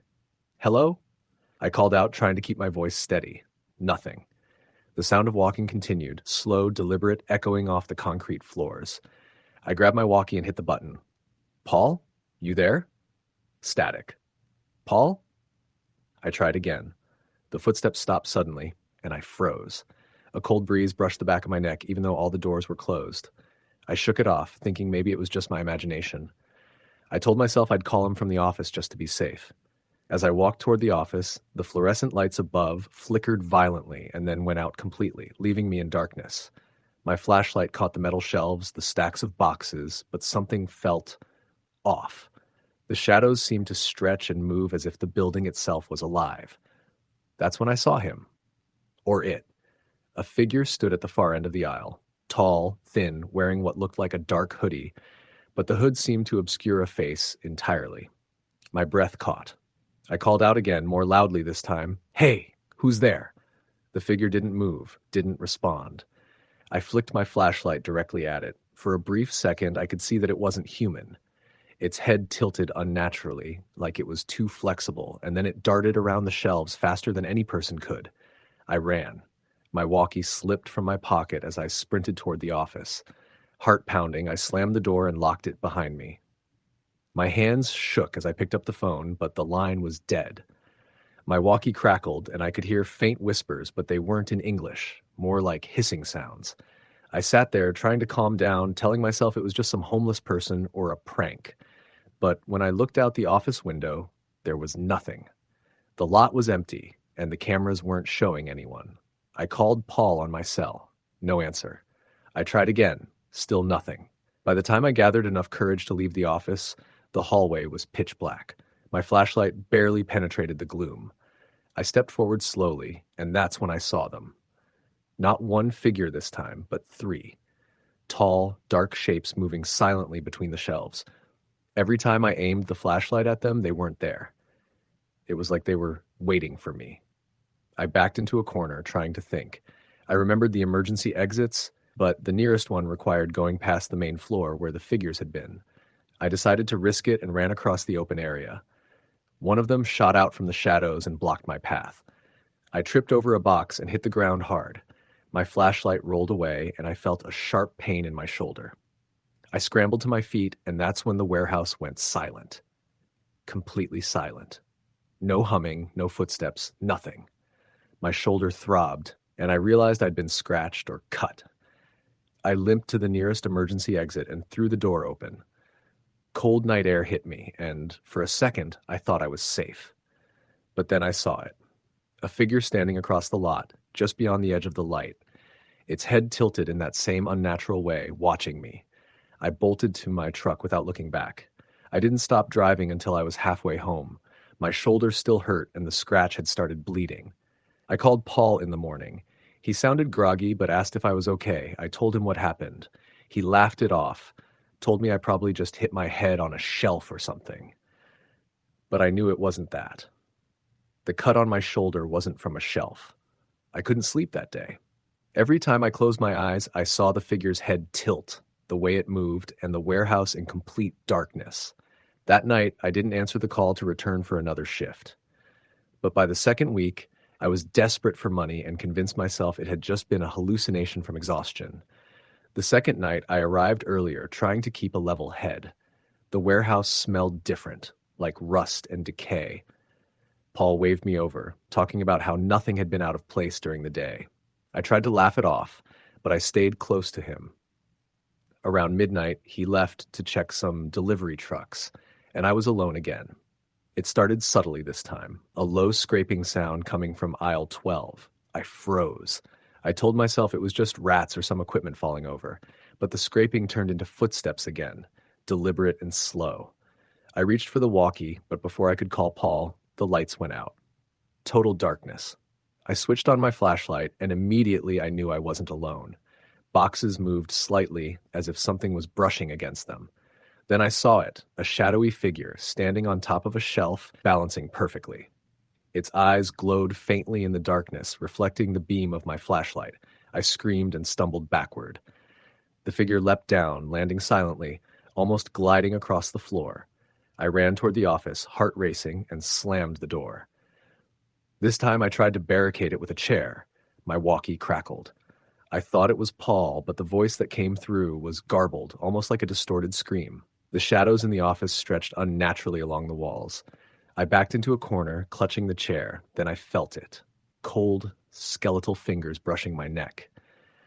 I don't remember how I escaped that night. I woke up outside, near my truck, with scratches covering my arms and legs, my flashlight shattered.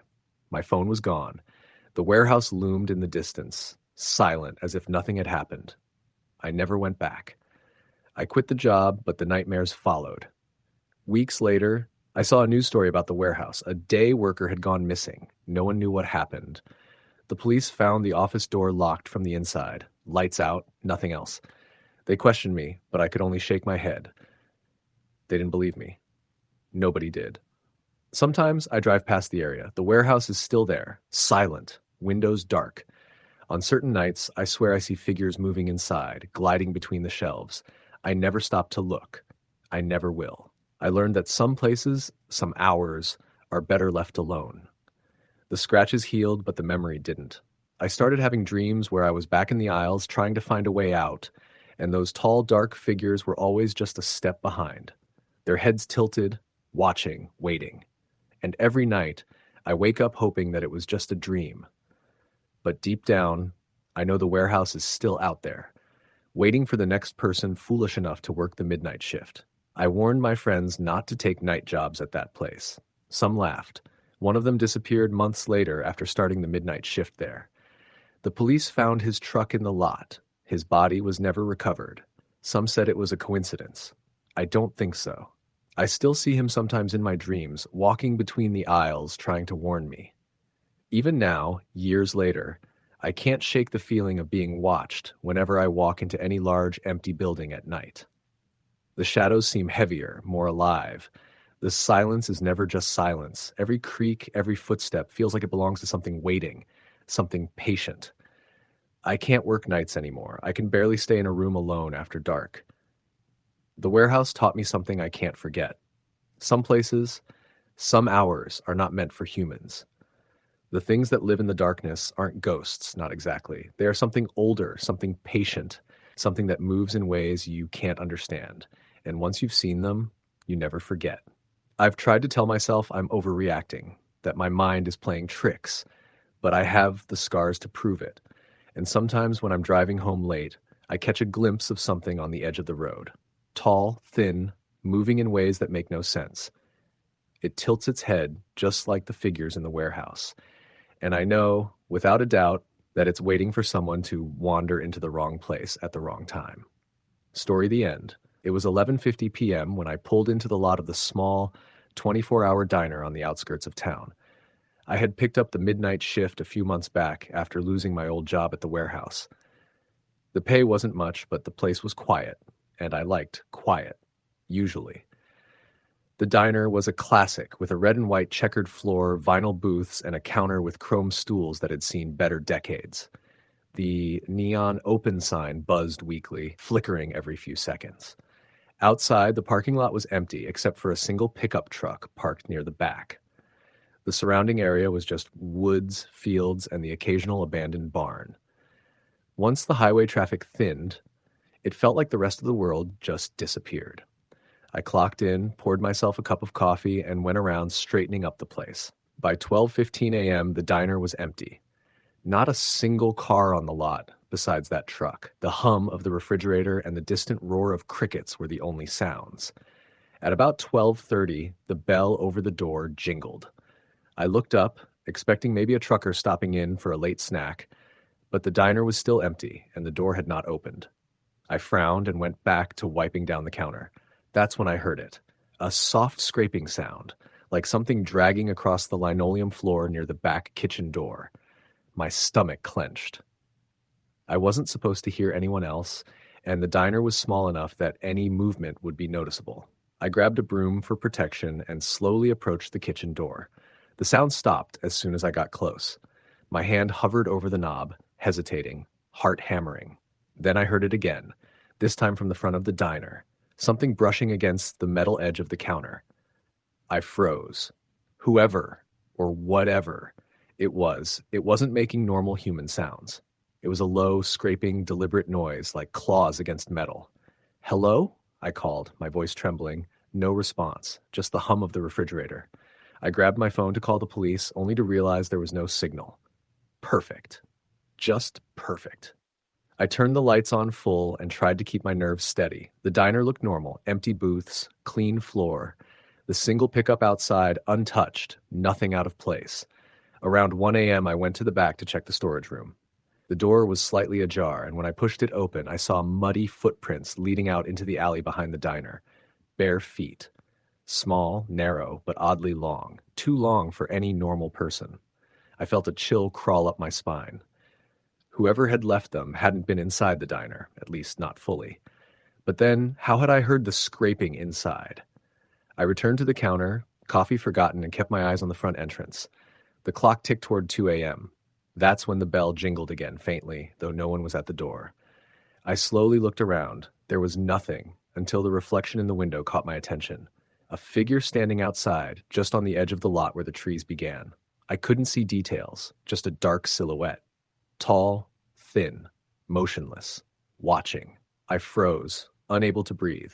I considered calling out, but my voice felt trapped. I watched it for a moment that stretched impossibly long. Then it moved. Slowly, deliberately, stepping closer into the light of the neon sign. Its features became visible. Skin pale, grayish. Clothes torn and filthy, hanging off its body like rags. The head tilted slightly, unnaturally, and I noticed the eyes, blank, unseeing, but somehow aware. It stepped closer still, and I realized it wasn't walking, it was sliding.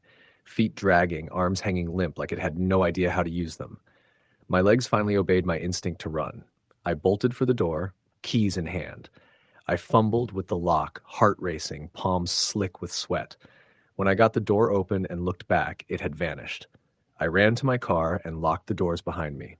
The pickup was gone, the parking lot empty. I drove to the nearest town, shaking, unable to speak. The diner faded behind me, but the feeling of being watched didn't. Over the next few weeks, I kept thinking about that night. I kept checking my rearview mirror on late drives, imagining those pale eyes staring back at me. Then, one night, my friend who also worked a late shift at another diner told me something chilling. "You hear about the diner off Route 37? She asked. I nodded slowly, stomach dropping. They say a guy used to work there, alone at night. Customers never saw him, but they'd sometimes hear scratching or see a shadow at the window. Then one night, he just disappeared. Nobody ever found him." I swallowed hard. The diner I worked at wasn't the one she meant, but the description, the behavior, the way it felt, it matched exactly what I had experienced. After that, I couldn't go back to midnight shifts. I switched to a day schedule, but every now and then, when the wind is still and quiet, I think about that diner, the scraping and the figure with the tilted head. And I swear, if I ever drive past an empty 24-hour diner at midnight, I see it, standing in the shadows, watching, waiting, moving closer with that same slow, dragging gait. Story the end.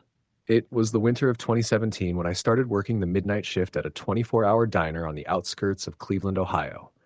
The place was called Marty's Diner, a squat silver building with peeling neon letters that flickered more than they shone. The pay was lousy, but I needed the money after my last job at the warehouse closed. My shifts were long, running from 11 p.m. to 7 a.m., and most nights were slow. Just a handful of regulars lapped the occasional trucker or someone too drunk to drive home. The first couple of weeks were uneventful. The jukebox didn't work. The coffee always tasted burnt, and the heater made a rattling sound that drove me crazy. My coworker, Deb, usually worked the first half of the night with me until about 3 a.m. Then I was on my own. The manager said they didn't want to pay for two people when there were hardly any customers after that. I didn't mind. I'd always been comfortable being alone. But things started getting weird about 3 weeks in. It was around 1:30 a.m. on a Tuesday. Snow was falling hard outside, covering the parking lot in a thick white blanket. Deb was wiping down tables when the door opened and this man walked in. He was tall, wearing a black coat and a baseball cap pulled low, but the strangest thing was how clean he was. Like, spotless. His coat looked brand new. His boots didn't have a drop of snow on them, and his skin was pale as chalk.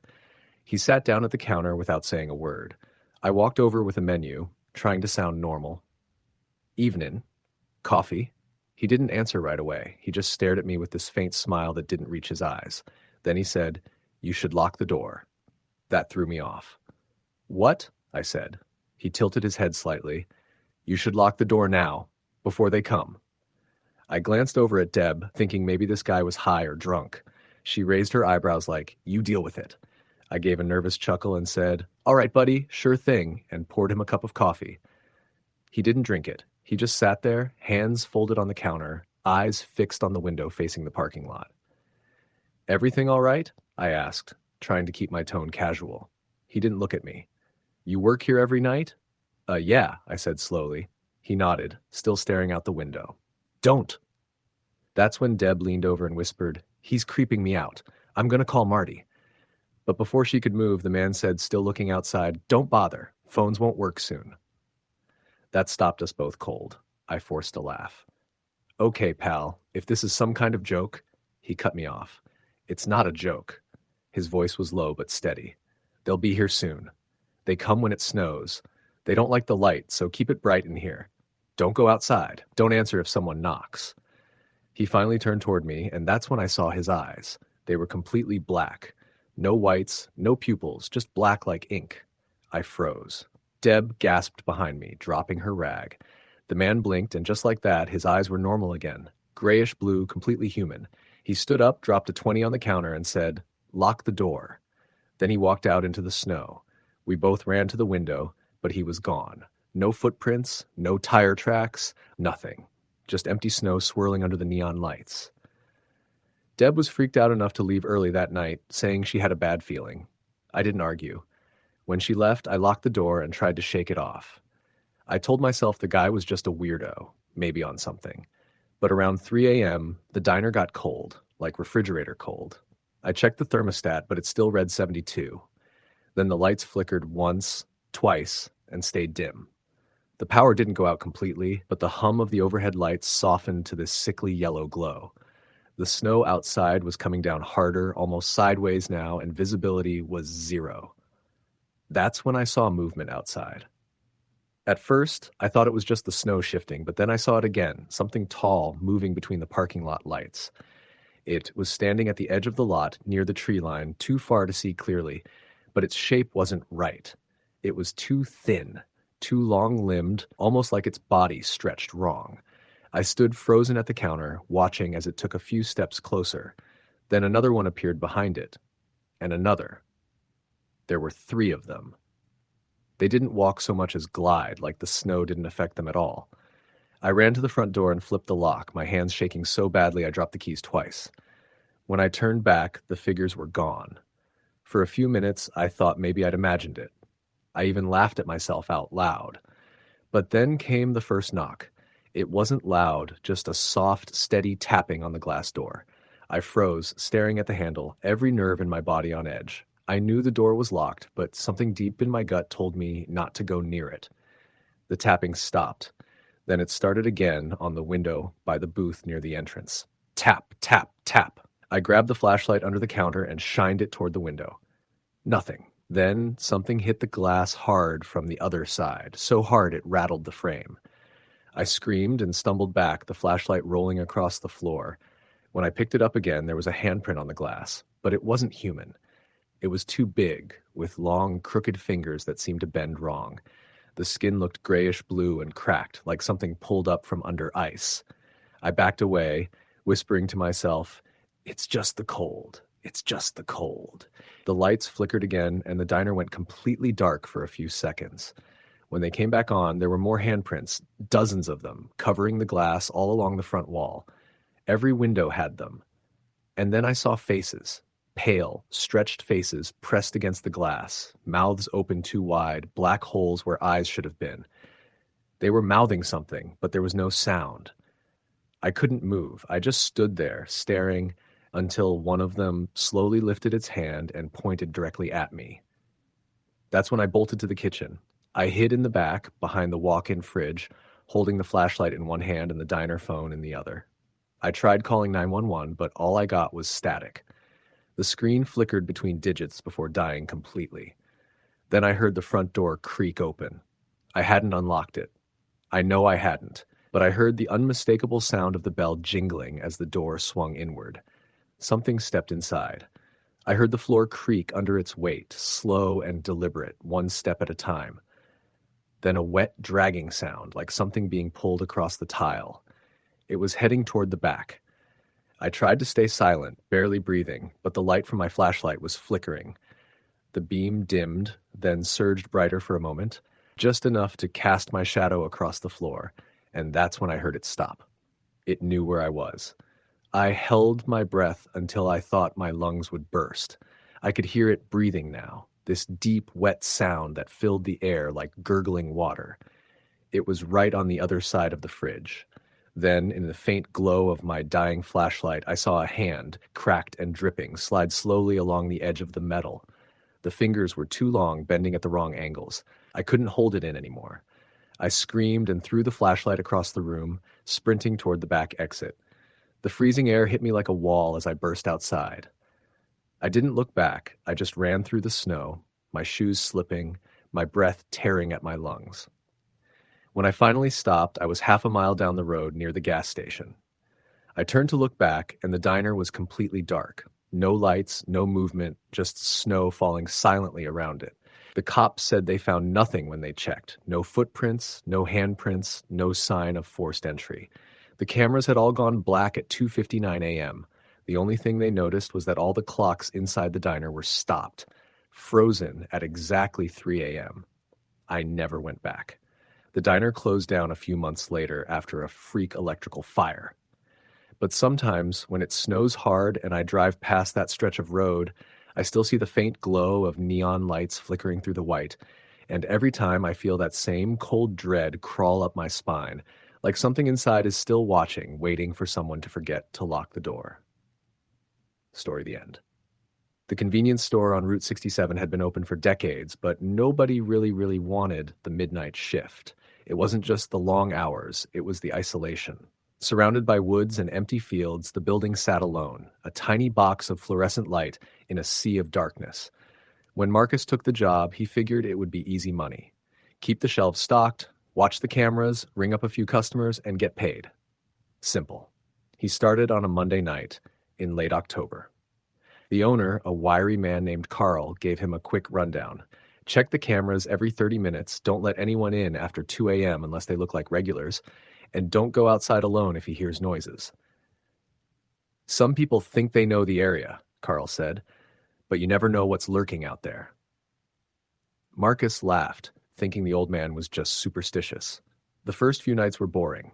Occasionally, a trucker would stop for gas. A late-night driver would grab a soda, but mostly Marcus sat in the back office, scrolling through his phone and sipping lukewarm coffee.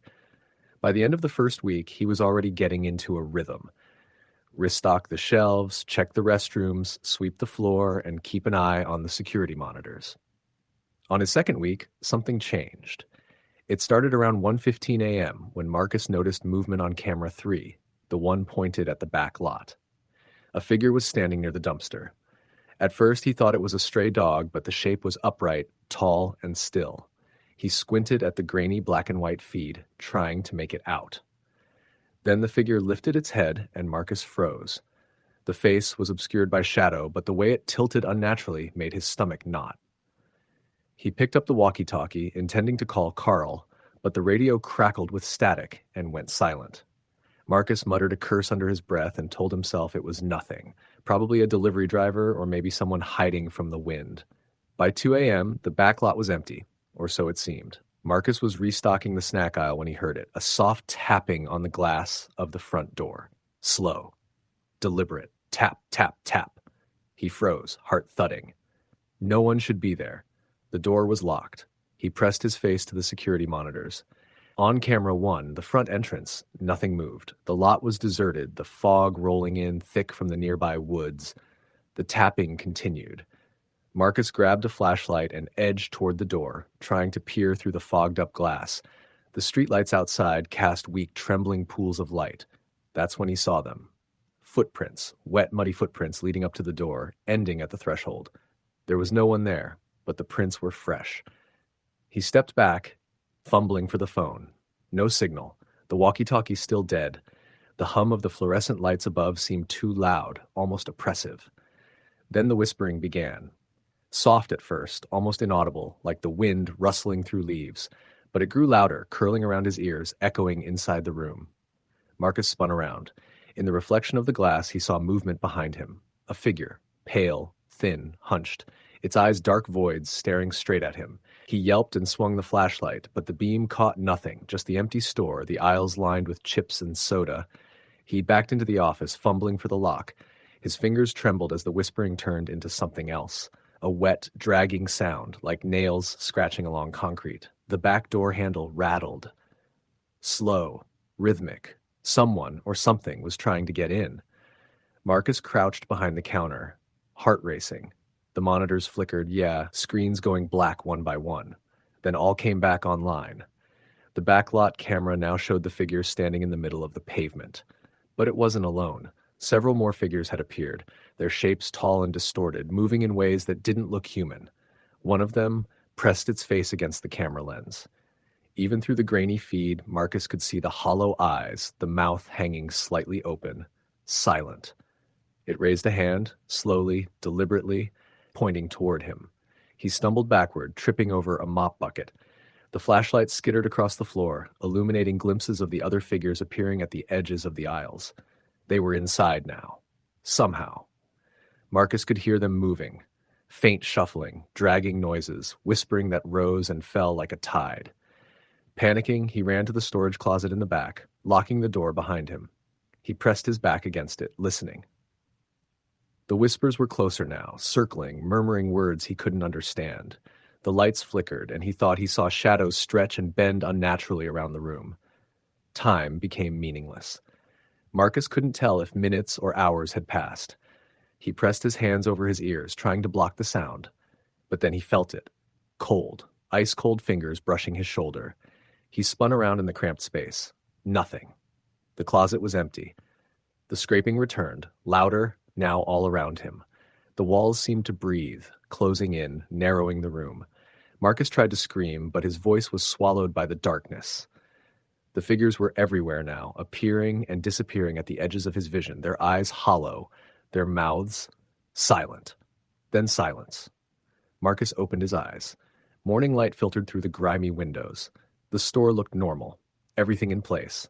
The doors unlocked automatically at 6 a.m. He stumbled out of the storage room, shaking. Nothing. No footprints, no signs of entry. Just the faint smell of dampness lingering in the air. Carl arrived a few minutes later. Marcus tried to explain, but the old man simply nodded. "It happens," he said quietly. "Some nights they show up. Best thing to do is survive until morning and never look back." Marcus quit that day. He didn't return to the convenience store. But the memory haunted him. Sometimes he could hear faint scratching, whispering, even in his own apartment. And he knew somewhere out there in the woods near Route 67, those pale, hollow-eyed figures were waiting. Patient. Silent. Ready for the next person foolish enough to work the midnight shift. Years later, the store changed owners again. New lights, new windows, a fresh coat of paint. But employees still reported whispers and tapping in the dead hours. Some quit immediately. Some disappeared without explanation. The locals whispered about the night workers who never returned, about the figures in the fog. Marcus never went back, never spoke about it in detail. But sometimes, when driving past the area late at night, he would slow down. He could feel it, the same pull, the watching, the silence that wasn't empty. And he knew the next person would hear the scraping, feel the cold fingers, and see the hollow eyes staring through the darkness. Story the end. It was just past midnight when I clocked in at the warehouse on the outskirts of Indianapolis. I had been working the night shift for about 3 months now, and the routine had become so monotonous that I often felt like a ghost in my own life. The building itself was a hulking structure of concrete and steel, poorly lit and echoing with the constant hum of the fluorescent lights overhead. Most nights were uneventful, just a few of us night workers shuffling pallets, scanning boxes, and occasionally sipping stale coffee from the vending machine. But that night, something felt off the moment I stepped into the break room. I shook off the unease and clocked in, as usual, grabbing my handheld scanner and the clipboard I used to track shipments. My coworker Dan was already halfway through his shift, leaning against a row of metal shelving, scrolling on his phone. I waved at him. He barely looked up. There were only a few of us on the floor, and I had come to appreciate the solitude. No supervisors breathing down your neck, no customers, no noise other than the occasional rumble of forklifts. But tonight, the silence felt heavier, oppressive almost, like the air itself was waiting for something to happen. I began my rounds, checking inventory and scanning incoming shipments. Everything seemed normal at first, but as the night wore on, I began to notice small, strange things. Boxes that had been stacked neatly an hour ago were slightly askew. A pallet of soda cans that had been on one side of the aisle was now leaning oddly on the other side. I shrugged it off, thinking maybe Dan had moved them while I wasn't looking. But when I called out to him, he didn't answer. Not unusual, he was on his phone, but the eerie silence that followed made my skin crawl. I made my way deeper into the warehouse, my flashlight cutting through the darkness. The large overhead lights had a tendency to flicker on the west side of the building, but tonight, the flickering felt deliberate, almost like a strobe, highlighting shadows that seemed to shift when I wasn't looking directly at them. I chalked it up to my imagination. The night shifts were long, and fatigue played tricks on your mind. Still, I couldn't shake the feeling that I was being watched.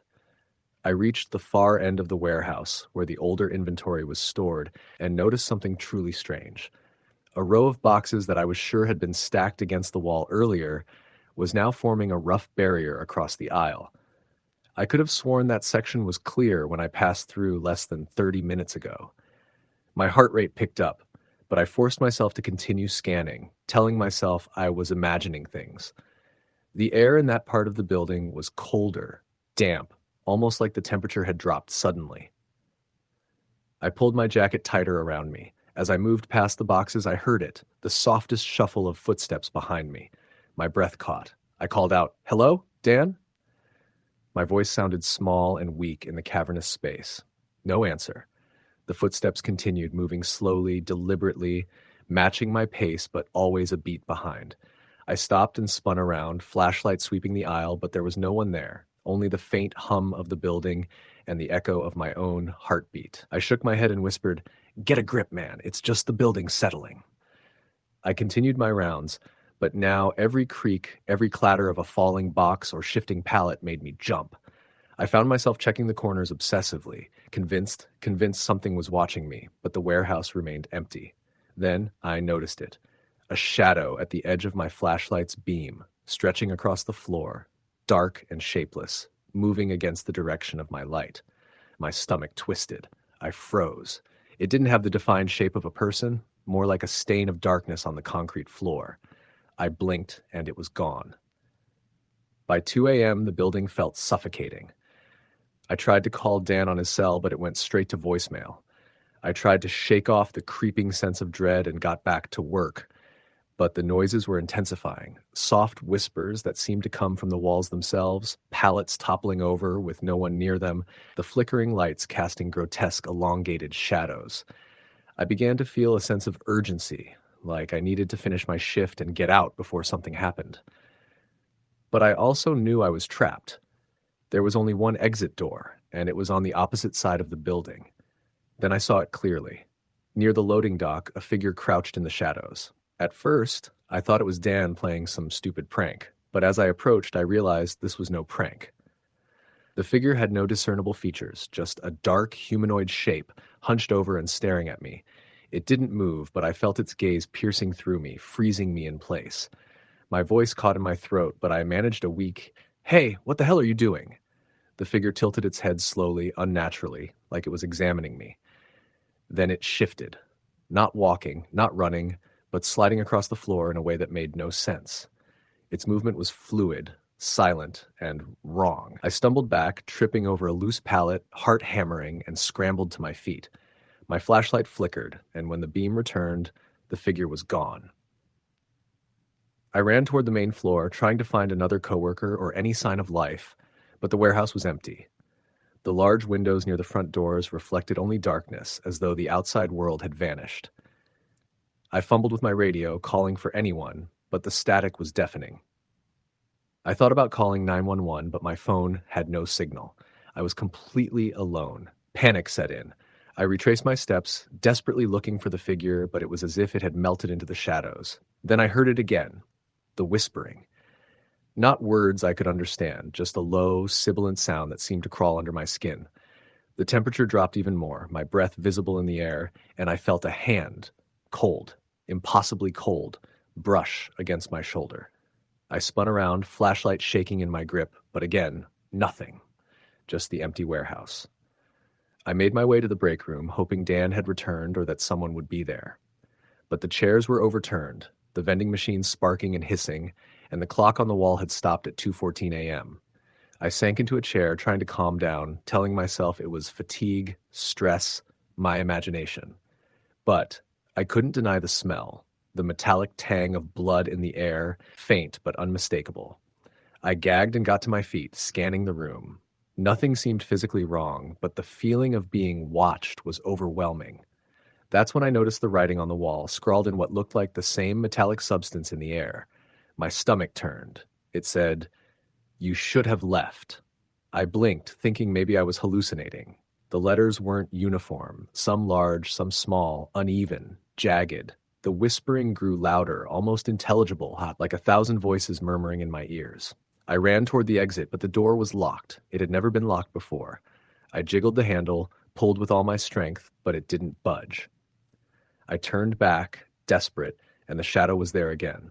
It had returned, closer this time, a mass of darkness that seemed to pulse with movement, tendrils reaching toward me. I tried to scream, but no sound came out.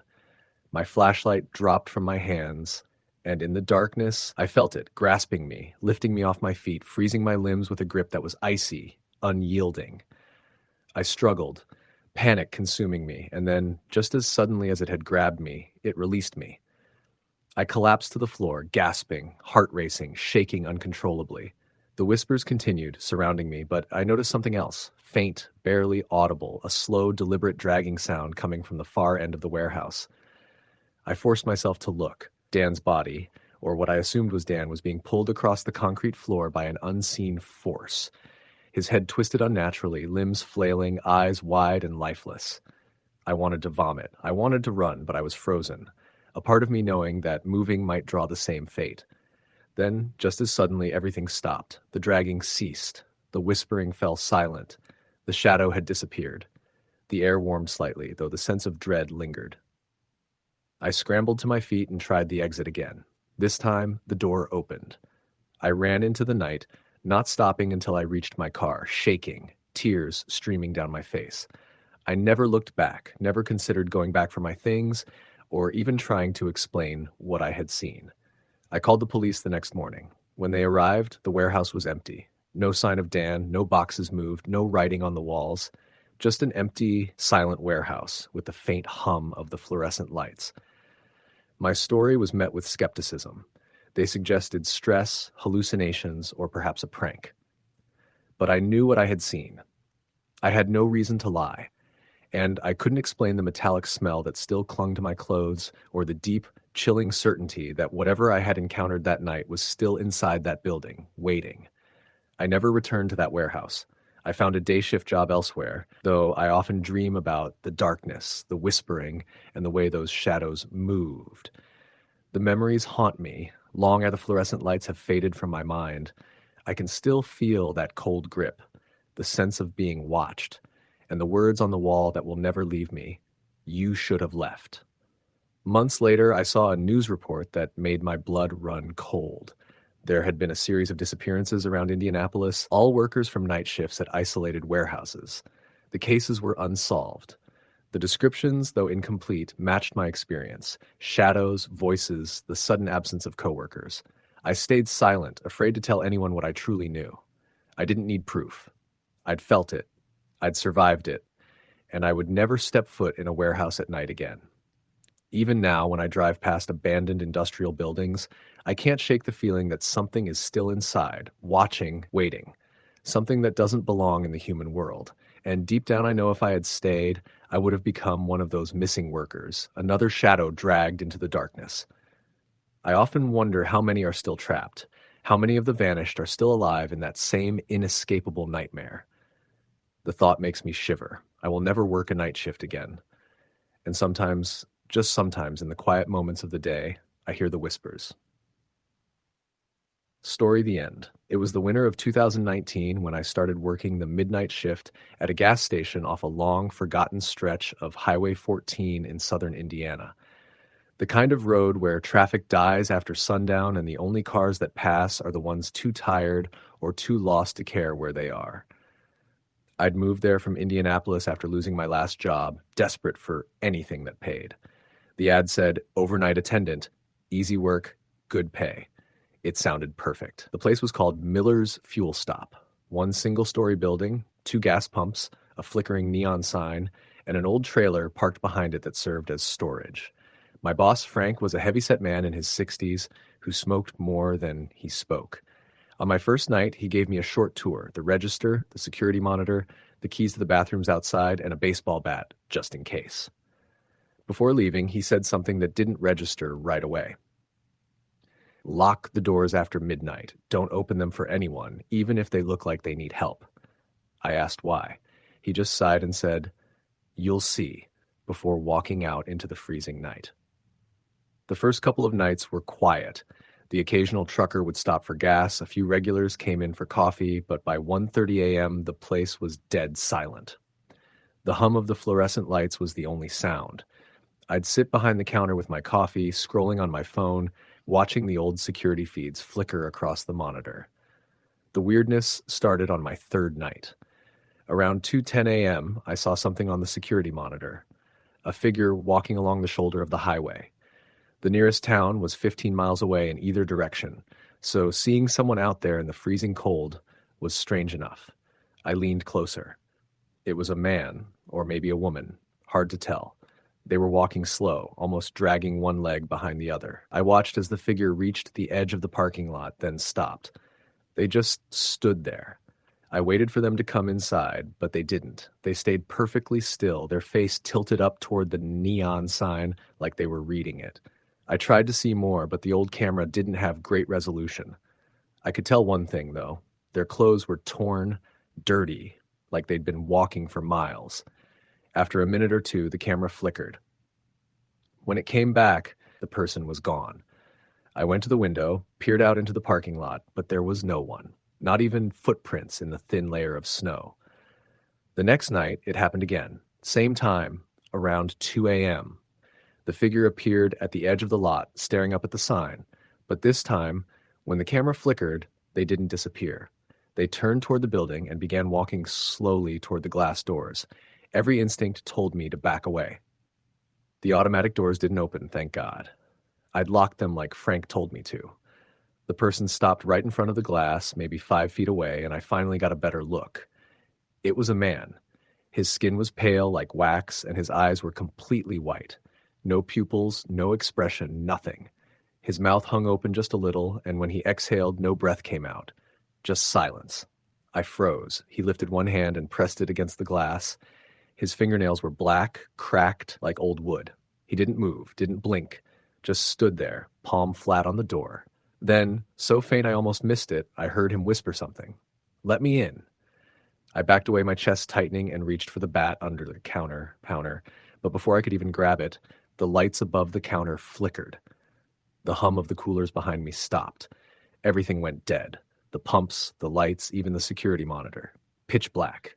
Then came the knocking. Slow, steady, like someone tapping their knuckles against glass with no hurry at all. I crouched behind the counter, shaking. After what felt like an hour, the lights came back on. The door was empty. The parking lot was empty. The camera feed showed nothing. The next morning, Frank walked in at 8:05, just like always. I told him what happened. He stared at me for a long time before saying, "You saw him, didn't you?" I nodded. "Don't talk to him. Don't answer him. Don't even think about him when you're here. He gets stronger the more you notice him." I thought he was crazy. But every night after that, it got worse. The figure returned every shift, right at 2:10 a.m., and each time he got closer. Sometimes he'd appear beside the pumps, staring straight at the glass. Sometimes I'd catch him on one of the back cameras near the trailer, just standing there with his head tilted. One night, I even saw him reflected in the security monitor behind me, standing inside the store. I spun around, but the room was empty.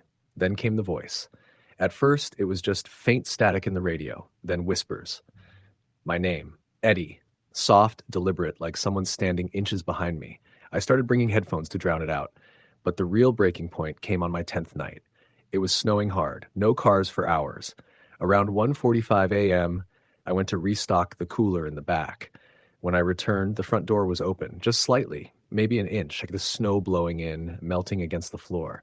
My stomach dropped. I'd locked it. I knew I'd locked it. I walked toward it slowly, gripping the bat so tight my knuckles hurt.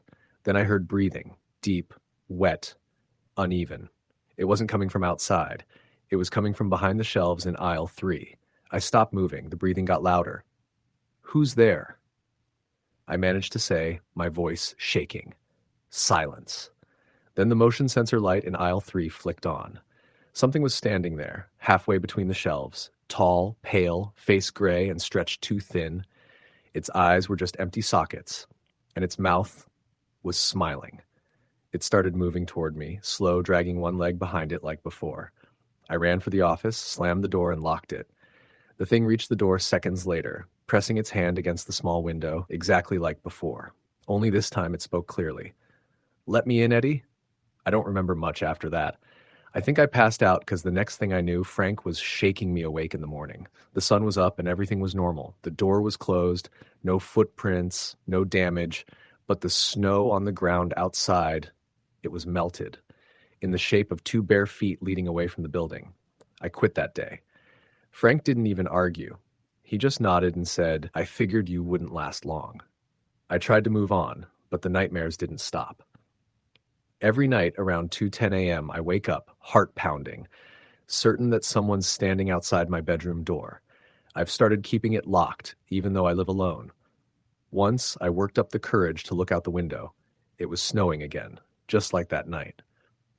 I almost convinced myself I was being paranoid until I saw the faint outline of a man standing across the street, not moving, not breathing, just watching. I closed the blinds and haven't looked since. Sometimes when the house goes quiet, I swear I hear him whisper my name. Story the end. The fluorescent lights buzzed over my head as I slipped into the break room, pulling my jacket tighter around me. It was just past midnight, the kind of hour that made the world outside feel like it had stopped moving entirely. The city didn't sleep, of course, not really. But in the hospital, everything slowed down. The hallways were mostly empty, the distant hum of machines and the occasional squeak of a cart echoing down the corridors. I had worked the midnight shift long enough to get used to it, or at least I thought I had. But that night was different. From the moment I clocked in, there was a heaviness in the air I couldn't shake, a feeling that I wasn't alone in the way I usually was. I had just started my 3rd week on nights. I was a temp, filling in for someone who had called out sick indefinitely. My coworkers, most of whom I had only met in passing, had warned me about the hospital at night. The quiet gets in your head, one of them had said. You'll start imagining things. Just be careful in the ICU. Nights can get weird. I had laughed it off, assuming they meant the usual hospital anxiety stuff. Patients in distress, machines beeping, the occasional wandering visitor. But that night, whatever they meant started to feel real. The first hour was uneventful. I did my rounds, checking vitals and logging charts, occasionally stopping to make small talk with the skeleton crew. The night shift at a hospital is a strange, eerie ecosystem. Nurses and techs shuffle silently, moving like shadows through the dimly lit halls. Every so often, you'd hear a faint cough or a whisper of movement that made you freeze for a moment before realizing it was nothing. Or maybe it was something. Around 1:30 a.m., I was in the ICU, checking on a patient recovering from surgery. Mr. Holloway, an older man with a stern face and a chest full of tubes, was breathing steadily. I glanced at the monitors, everything stable, then noticed a movement out of the corner of my eye. A figure standing by the door. I blinked, and it was gone.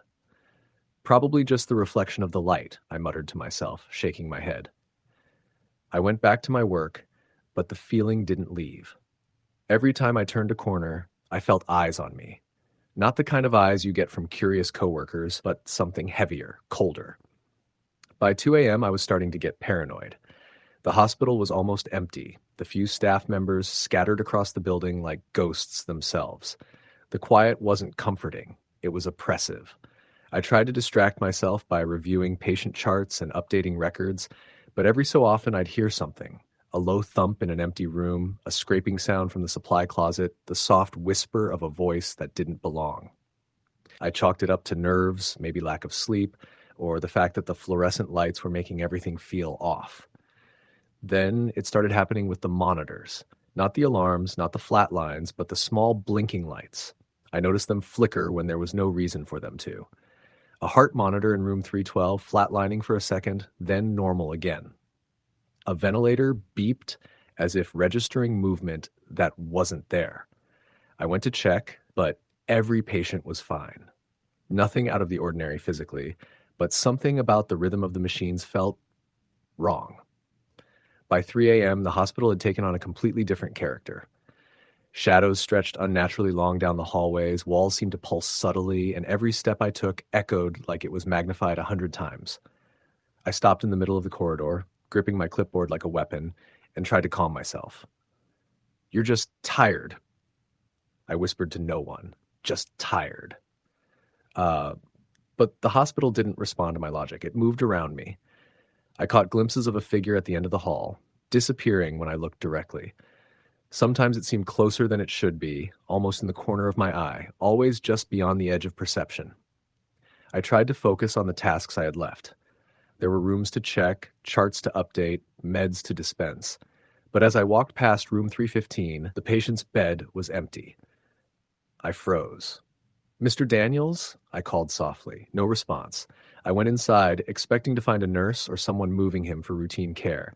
The bed was neatly made, the monitor disconnected as if it had never been there. My stomach twisted. I ran down the hall to the nurse's station, trying to find someone, anyone. But the station was empty. Chairs pushed in as if no one had been there for hours. The overhead lights flickered. I swear I saw shadows moving across the walls like smoke, curling and stretching, forming shapes that made no sense. And then I heard it, the soft sound of dragging, like something being pulled across linoleum. It was coming from the east wing. I didn't have anyone to call. My phone was in my locker, charging. I gripped my clipboard and started moving, trying to rationalize, trying to convince myself that it was a janitor, a cleaning cart, a patient getting out of bed for some reason. But the dragging grew louder, slower, deliberate. My heart pounded. I turned a corner and caught a glimpse of it. A figure hunched over, moving slowly down the hall, too fast for a human, too silent for a machine. Its movements were unnatural, like it was gliding just above the floor. And then it stopped. Head turned in my direction. I froze. There were no eyes, not the way I could see, just darkness where a face should have been. I ran. I don't remember how fast I ran, just that I ran until my lungs burned and my legs gave out. I slammed into the break room, panting, trying to tell myself it was a hallucination. Then I heard the voice. Low, guttural, almost like a whisper carried through walls. "You shouldn't be here." I spun around expecting someone to be behind me. No one. I grabbed my phone and ran to the main lobby, planning to call 911. Anyone. Something. But the lobby was empty. The front doors were locked, as they always were at night, and then the lights went out completely, pitch black. I fumbled with my phone, my hands shaking, and that's when I felt it, behind me. Warm breath on my neck, heavy, slow, like someone or something was right there. I couldn't turn. I couldn't move. "Go." It whispered again, low, resonant, and this time I knew it wasn't human. I bolted, running blindly through hallways I didn't know, trying doors that wouldn't open, hearing footsteps that weren't mine echoing just behind me. Every time I thought I'd lost it, I'd hear the slow, deliberate breathing again. Closer. I ended up in the basement. It smelled of mildew and chemicals, of decay. The lights were dim and flickering, and everywhere I looked, shadows seemed to stretch and twist unnaturally. I tried to find the stairs back up, but the basement was a maze. The walls seemed to shift. Corridors I thought I knew suddenly twisted into new directions. I came to a dead end and leaned against the wall, gasping. That's when I saw it. Not a figure this time, but a reflection in the metal of a storage cabinet. Dozens of faces pressed against the glass, eyes wide, mouths open in silent screams, and the last face, closest to me, it was mine. Pale, eyes wide in terror, mouth frozen in a silent scream. I screamed. The sound echoed down the basement halls, long and hollow, and then everything went silent. I don't know how long I stayed there. Minutes? Hours? It felt like days. When I finally found the stairs and ran back to the lobby, the lights were on, the night shift staff back at their posts, as if nothing had happened. I tried to tell them. I told them about the dragging, the faces, the voice, but they just shook their heads. "You must be exhausted," one nurse said kindly. "Midnight shifts get to everyone. Maybe take the next one off." I nodded, forcing a smile, but inside I knew it wasn't exhaustion. Whatever I had seen, whatever had followed me, it wasn't human. And I knew it was still in the hospital, somewhere, waiting. I finished my shift, too scared to sleep, too terrified to leave. When morning came, the hospital returned to its normal rhythm. Visitors arrived, doctors and nurses bustled about, and the machines hummed normally. Nothing seemed out of place. Nothing except for the quiet that had settled over the building, the kind that carried a memory of something darker beneath. I quit the next day. I couldn't face it again. Not the empty halls, not the shadows that seemed to breathe, not the whisper that promised I didn't belong. But even now, months later, I can't forget it. I still see those faces in reflections. I still hear that slow, deliberate breathing when I'm alone. And I know, deep down, that it wasn't a hallucination. That thing, whatever it was, still exists. And it's still waiting for the next person unlucky enough to walk the midnight halls alone. Every time I think about going back, every time I consider returning to the hospital in any capacity, my body reacts before my mind can. My heart races, my stomach twists. I can hear the drag of those unseen feet, the soft whisper of warning carried down endless hallways. Some nights when I can't sleep, I replay the sounds over and over. The monitors flickering, the dragging, the low, guttural whisper, "You shouldn't be here." It's become a mantra, a haunting that follows me outside the hospital walls. I've changed my routine, moved my apartment closer to the city center where there are lights, people, noise, but the memory persists. I even find myself checking reflections, doorways, shadows, expecting to see something wrong, something unnatural. Friends try to reassure me.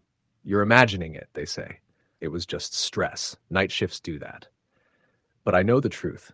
I know that I saw something that shouldn't exist, something that can't be explained by exhaustion or stress. And I know that somewhere in that hospital, it waits, watching, patient. I haven't worked a night shift since. I don't plan to. But sometimes when I drive past the hospital on my way home, I feel a chill in the air, a brush of something that isn't wind, and I imagine those empty halls stretching into darkness, silent but alive, waiting for the next soul to wander alone. I try to avoid thinking about it. I try to bury it beneath layers of logic, reason, and daily routine. But memories have a way of resurfacing, especially memories of fear, so raw it refuses to let go. Sometimes when the lights flicker in my apartment or when I catch a shadow moving in the corner of my eye, I feel that same cold pressure, the same presence that followed me through the hospital. I've started sleeping with a nightlight now, something to keep the darkness at bay. But it doesn't help much. Darkness doesn't have to be absolute to scare you. A hallway dimly lit, a figure just out of sight, a sound that shouldn't be there. That's enough. Enough to make your heart pound, enough to make your mind question everything. And that's the horror of it. It wasn't a ghost story I read online or something out of a movie. It was real. I lived it. I walked those halls, saw what I shouldn't, felt what I shouldn't, and heard the voice that warned me too late. I don't talk about it much. Most people wouldn't believe me. And even if they did, I don't know what could be done. That hospital, those halls, the things that lurk there, they're not bound by logic, by medicine, by anything we understand. They exist alongside the living, unseen patient waiting for nightfall. Every night since that shift, when the world outside goes quiet and most people are asleep, I imagine the hallways of that hospital. I imagine the shadows stretching, the machines flickering, the dragging footsteps approaching. I hear that voice whispering low and guttural, "You shouldn't be here." It's a warning that stayed with me, a memory carved into my mind with the sharpness of fear itself. I know I will never forget it. And I know with a certainty that chills me to my core that I was not the first and I will not be the last. Midnight shifts have a way of exposing things we aren't meant to see, things that wait patient and silent until someone foolish enough to wander alone passes through their domain, and somewhere in the hospital, the thing waits. Always. Story the end. E-Night was suffocatingly still, the kind of stillness that presses against your chest, making each breath feel like a conscious effort. Inside the small convenience store, the fluorescent lights buzzed intermittently, casting a harsh, sterile glow over the aisles. The clock on the wall ticked away the minutes, each one dragging slower than the last. It was just after midnight, and the world outside seemed to have fallen into a deep, unbroken slumber. SE, however, the night was far from quiet. IN working the graveyard shift at this 7-Eleven for almost a year. The pay was decent and the hours suited my nocturnal nature. Most nights were uneventful, just the occasional late-night snackers or drunks stumbling in for a slushie. But tonight felt different. There was an unease in the air, something I couldn't quite put my finger on. Around AM, a man entered the store. He was tall, with a gaunt face and hollow eyes that seemed to pierce through the dim light. His clothes were tattered, and he moved with an unsettling grace, like a predator stalking its prey. He didn't approach the counter immediately. Instead, he wandered the aisles slowly, his eyes scanning the shelves with an intensity that made me uncomfortable. I tried ski off the feeling, telling myself it was just my imagination running wild. But then, he stopped in front of the snack aisle. He reached out and picked up a bag of chips, staring at it for a long moment before placing it back and choosing another. This continued for several minutes. Pick up a bag, stare at it, put it back, choose another. It was as if he was searching for something, but I couldn't tell what. Finally, he D his way to the counter. He placed the chips down without a word, his eyes never leaving mine. I rang up the purchase, trying to keep my hands from shaking. As I handed him the change, he leaned in slightly, his breath cold against my ear. "You shouldn't he whispered. I froze, my blood Ring to ice. Before I could respond, he turned and walked out of the store, disappearing into the night. Shaken, I tried to send my duties, but the unease lingered. The minutes stretched on, each one more oppressive than the last. Then, around 3:15 a.m., the door opened again. This time, it was a woman. She was disheveled, her clothes torn as if she'd been running. Her eyes were wide with panic, and she rushed to the counter without a word. "Please," she gasped. "Vita, help me. They're coming." Before I could ask who, those slammed open, and 3 men entered. They were tall, their faces obscured by hoods, and they moved with a predatory precision. The woman screamed and bolted for the back door, but one of the men grabbed her arm, yanking her back toward the counter. I stood frozen, unable to move or peek. The man who had been at the counter earlier appeared in the doorway, watching the scene unfold with a detached interest. He didn't intervene. The leader of the men turned to Seth's voice cold and commanding. "Call the police," he ordered. Ein numbly, reaching for the phone, I dialed. The woman struggled, her cries echoing in the store. The line rang and rang, but no one answered. The men exchanged glances, their patience wearing thin. "I said call the police." The leader rep his tone now laced with menace. I tried again, but the line was dead, panic G through me.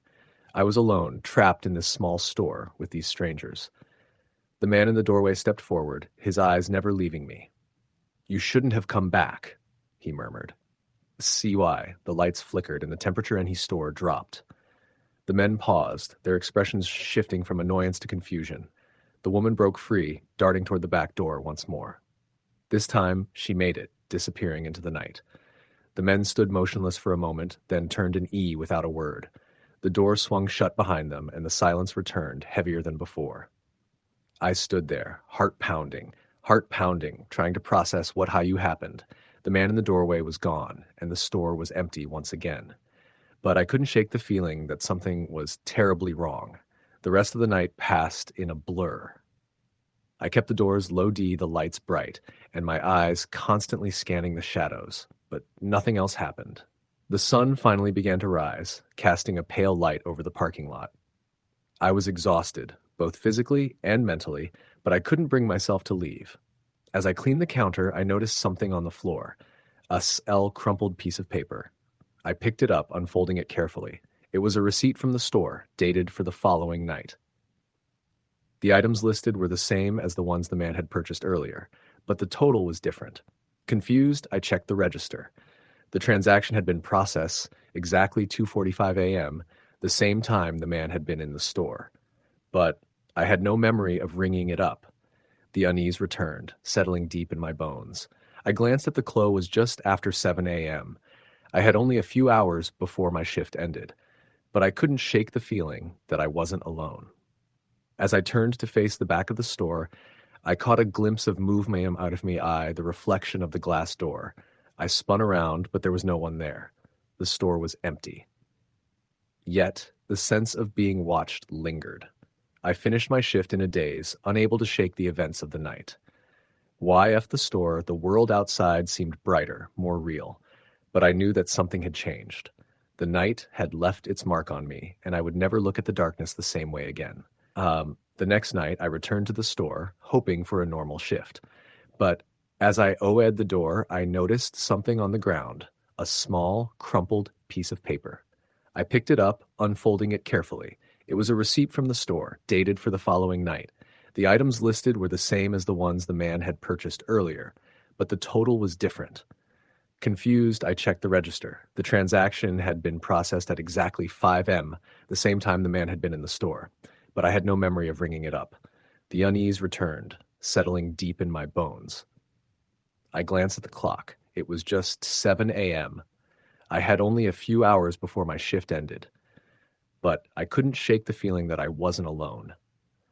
As I turned to face the back of the store, I caught a glimpse of movement in the refill of the glass door. I spun around, but there was no one there. The store was empty. Yet, the sense of being watched lingered. I finished my shift in a daze, unable to shake the events of the night. When I left the SE, the world outside seemed brighter, more real. But I knew that something had changed. The night had left its mark on me, and I would never look at the darkness the same way again. The next night, I returned to the store, hoping for a normal shift. But as I unlocked the door to the Duna, I do notice something on the ground, a small crumpled piece of paper. I picked it up, unfolding it carefully. It was a receipt from the store, dated for the following night. The items listed were the same as the ones the man had purchased earlier, but the total was different. Confused, I checked the register. The transaction had been processed at exactly 2:45 a.m., the same time the man had been in the store, but I had no memory of ringing it up. The unease returned, settling deep in my bones. I glanced at the clock. It was just after 7 a.m., only a few hours before my shift ended, but I couldn't shake the feeling that I wasn't alone. As I turned to face the back of the store, I caught a glimpse of movement in the reflection of the galore. I spun around, but there was no one there. The store was empty, yet the sense of being watched lingered. I finished my shift in a daze, unable to shake the events of the night. When I left the store, the world TD seemed brighter, more real, but I knew that something had changed. The night had left its mark on me, and I would never look at the darkness the same way again. The next night, I returned to the store, hoping for a normal shift. But as I unlocked the door, I noticed Stieng on the ground, a small, crumpled piece of paper. I picked it up, unfolding it carefully. It was a receipt from the store, dated for the following night. The items listed were the same as the ones the man had purchased earlier, but the fluorescent lights in the warehouse flickered just enough to make the shadows crawl along the walls. Jackson rubbed his eyes and leaned back in his chair, the hum of the overhead lights and the faint sound of forklifts in the distance filling the cavernous space. He had worked the midnight shift at the distribution center for over 6 months, and while most nights were uneventful, something about tonight felt different. The air was heavy, almost suffocating, like the building itself was holding its breath. Jackson had started around 11:45 p.m., clocking in alongside a handful of other overnight workers. The usual crew was small, a couple of forklift operators, a night supervisor named Mel, and a few other warehouse associates. Most of them had learned to keep to themselves, headphones on, eyes forward, moving boxes from one side of the warehouse to the other. But Jackson had always been the kind of guy who noticed things, the way shadows moved in the corners, the faint sounds that didn't quite belong, the smell of something off that he couldn't place. Tonight, as he moved a stack of empty pallets toward the loading dock, he noticed the temperature had dropped sharply. He tugged his hoodie tighter around his shoulders, trying to ignore the chill that seemed out of place in the otherwise climate-controlled warehouse. Probably just the air vents acting up again, he muttered under his breath. By 1 a.m., most of the crew had taken their breaks. Jackson was left with Mel, who was stationed near the security monitors. The bank of cameras showed grainy, black and white footage of the empty aisles, stacks of cardboard boxes, and the occasional shadow of a passing forklift. Jackson watched for a moment, feeling uneasy, then shook his head. "Quiet night, huh?" he asked. Mel didn't look up from the screens. "Yeah, too quiet," he replied. His tone carried a note of something Jackson couldn't quite identify. Jackson shrugged and continued his work, stacking pallets near the far end of the warehouse.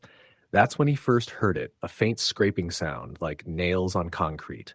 He froze, glancing around, but the aisles were empty. Probably the carts, he told himself, forcing a laugh. The sound persisted, moving along with him as if something or someone was following him. He tried to shake off the feeling and returned to the security monitors to check the camera feeds. Everything appeared normal, the aisles empty, no sign of anyone lurking in the shadows. But when he switched to the camera near the receiving dock, he froze. A figure, tall, thin, with an unnervingly still posture, stood just beyond the dock doors. It didn't move, didn't blink, just stared. Jackson's heart raced. He called out, "Mel, there's someone by the dock." Mel glanced at the screen, squinting. "Looks like a reflection or maybe someone on the other side of the glass," he said, shrugging. "Go check it out if you want, but probably nothing." Jackson didn't want to go, but something in him couldn't ignore it. He grabbed a flashlight and slowly made his way down the long aisle toward the receiving dock. The scraping noise had stopped, replaced by a heavy silence that made each of his footsteps echo unnaturally. He reached the end of the aisle and shined his flashlight toward the dock doors. The figure was gone. He exhaled shakily, feeling foolish. "Just my imagination," he muttered. But then he noticed something strange. The doors that usually locked automatically at midnight were slightly ajar. Jackson's stomach twisted. He remembered Mel saying the doors never failed, not in the 5 years he had worked there. He reached for the intercom to call Mel, but the line crackled with static. "Mel?" he said, his voice tighter than he intended. Silence. He tried again, louder this time. Nothing. A low, almost imperceptible hum began to fill the warehouse. Jackson spun around, flashlight beam cutting through the darkness, but he saw nothing. The hum grew louder, vibrating through his chest, and then came the whispering. Not words, just a hissing, echoing whisper that seemed to come from everywhere and nowhere at once.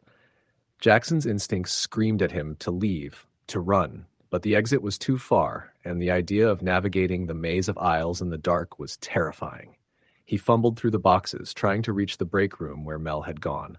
That's when he saw it again, the figure.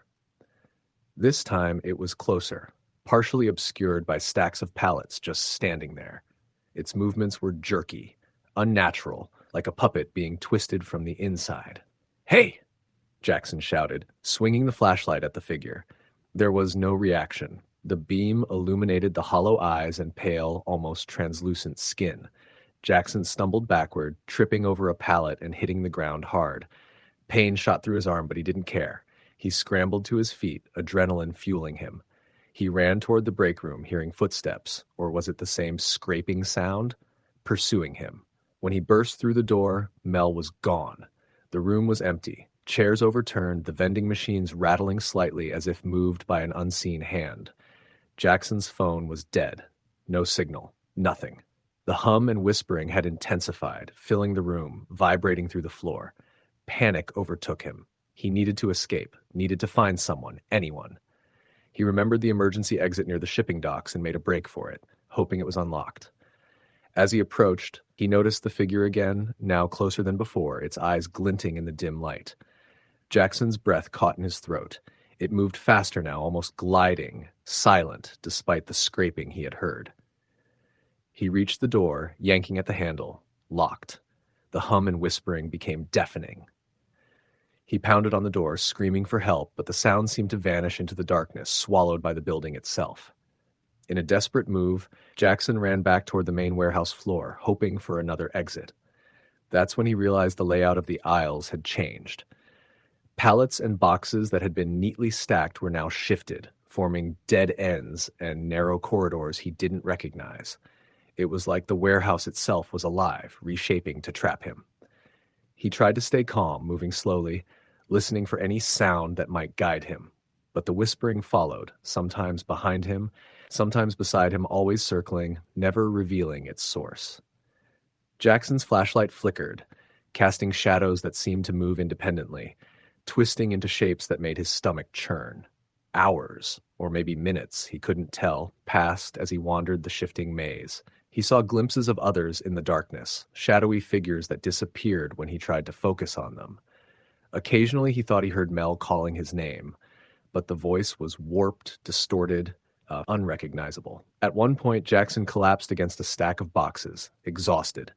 The whispering had stopped, leaving only silence, thick and suffocating. He closed his eyes, trying to catch his breath. That's when he felt it, a cold hand on his shoulder. He whipped around, but there was nothing. The air was icy, and he could see his breath, despite being indoors. He stumbled forward, realizing that no matter which direction he went, he ended up back where he started, the break room. The room was different now. The vending machines were smashed, chairs piled in the corner, and the lights flickered erratically. On the wall, written in what looked like scratches in the drywall, were words, "You can't leave." Jackson's heart pounded. He screamed, tried to smash through the walls, the doors, anything. But every attempt was futile. The warehouse had become a prison, and he could feel the weight of the darkness pressing down on him. Time lost all meaning. He wandered through the maze again and again, seeing flashes of other workers, some familiar, some not, standing silently, watching him. Each time he tried to reach them, they would vanish into the shadows, leaving him alone. The whispers returned, louder this time, chanting, though the words made no sense. Exhaustion overtook him. Jackson collapsed on the floor, trembling, unable to think. He could feel the presence closing in, surrounding him. He tried to crawl, tried to run, but the floor seemed to stretch endlessly, trapping him in place. The figure appeared again, hovering over him now, motionless, its hollow eyes boring into his soul. Jackson screamed, a raw, desperate sound that echoed through the empty warehouse. The figure reached out and the world seemed to twist. He felt himself being lifted, pulled into the darkness, as if the building itself had consumed him. When he awoke, it was morning. The first rays of sun filtered through the dusty windows. Jackson was lying near the receiving dock, alone. The warehouse was silent, normal, exactly as it should have been.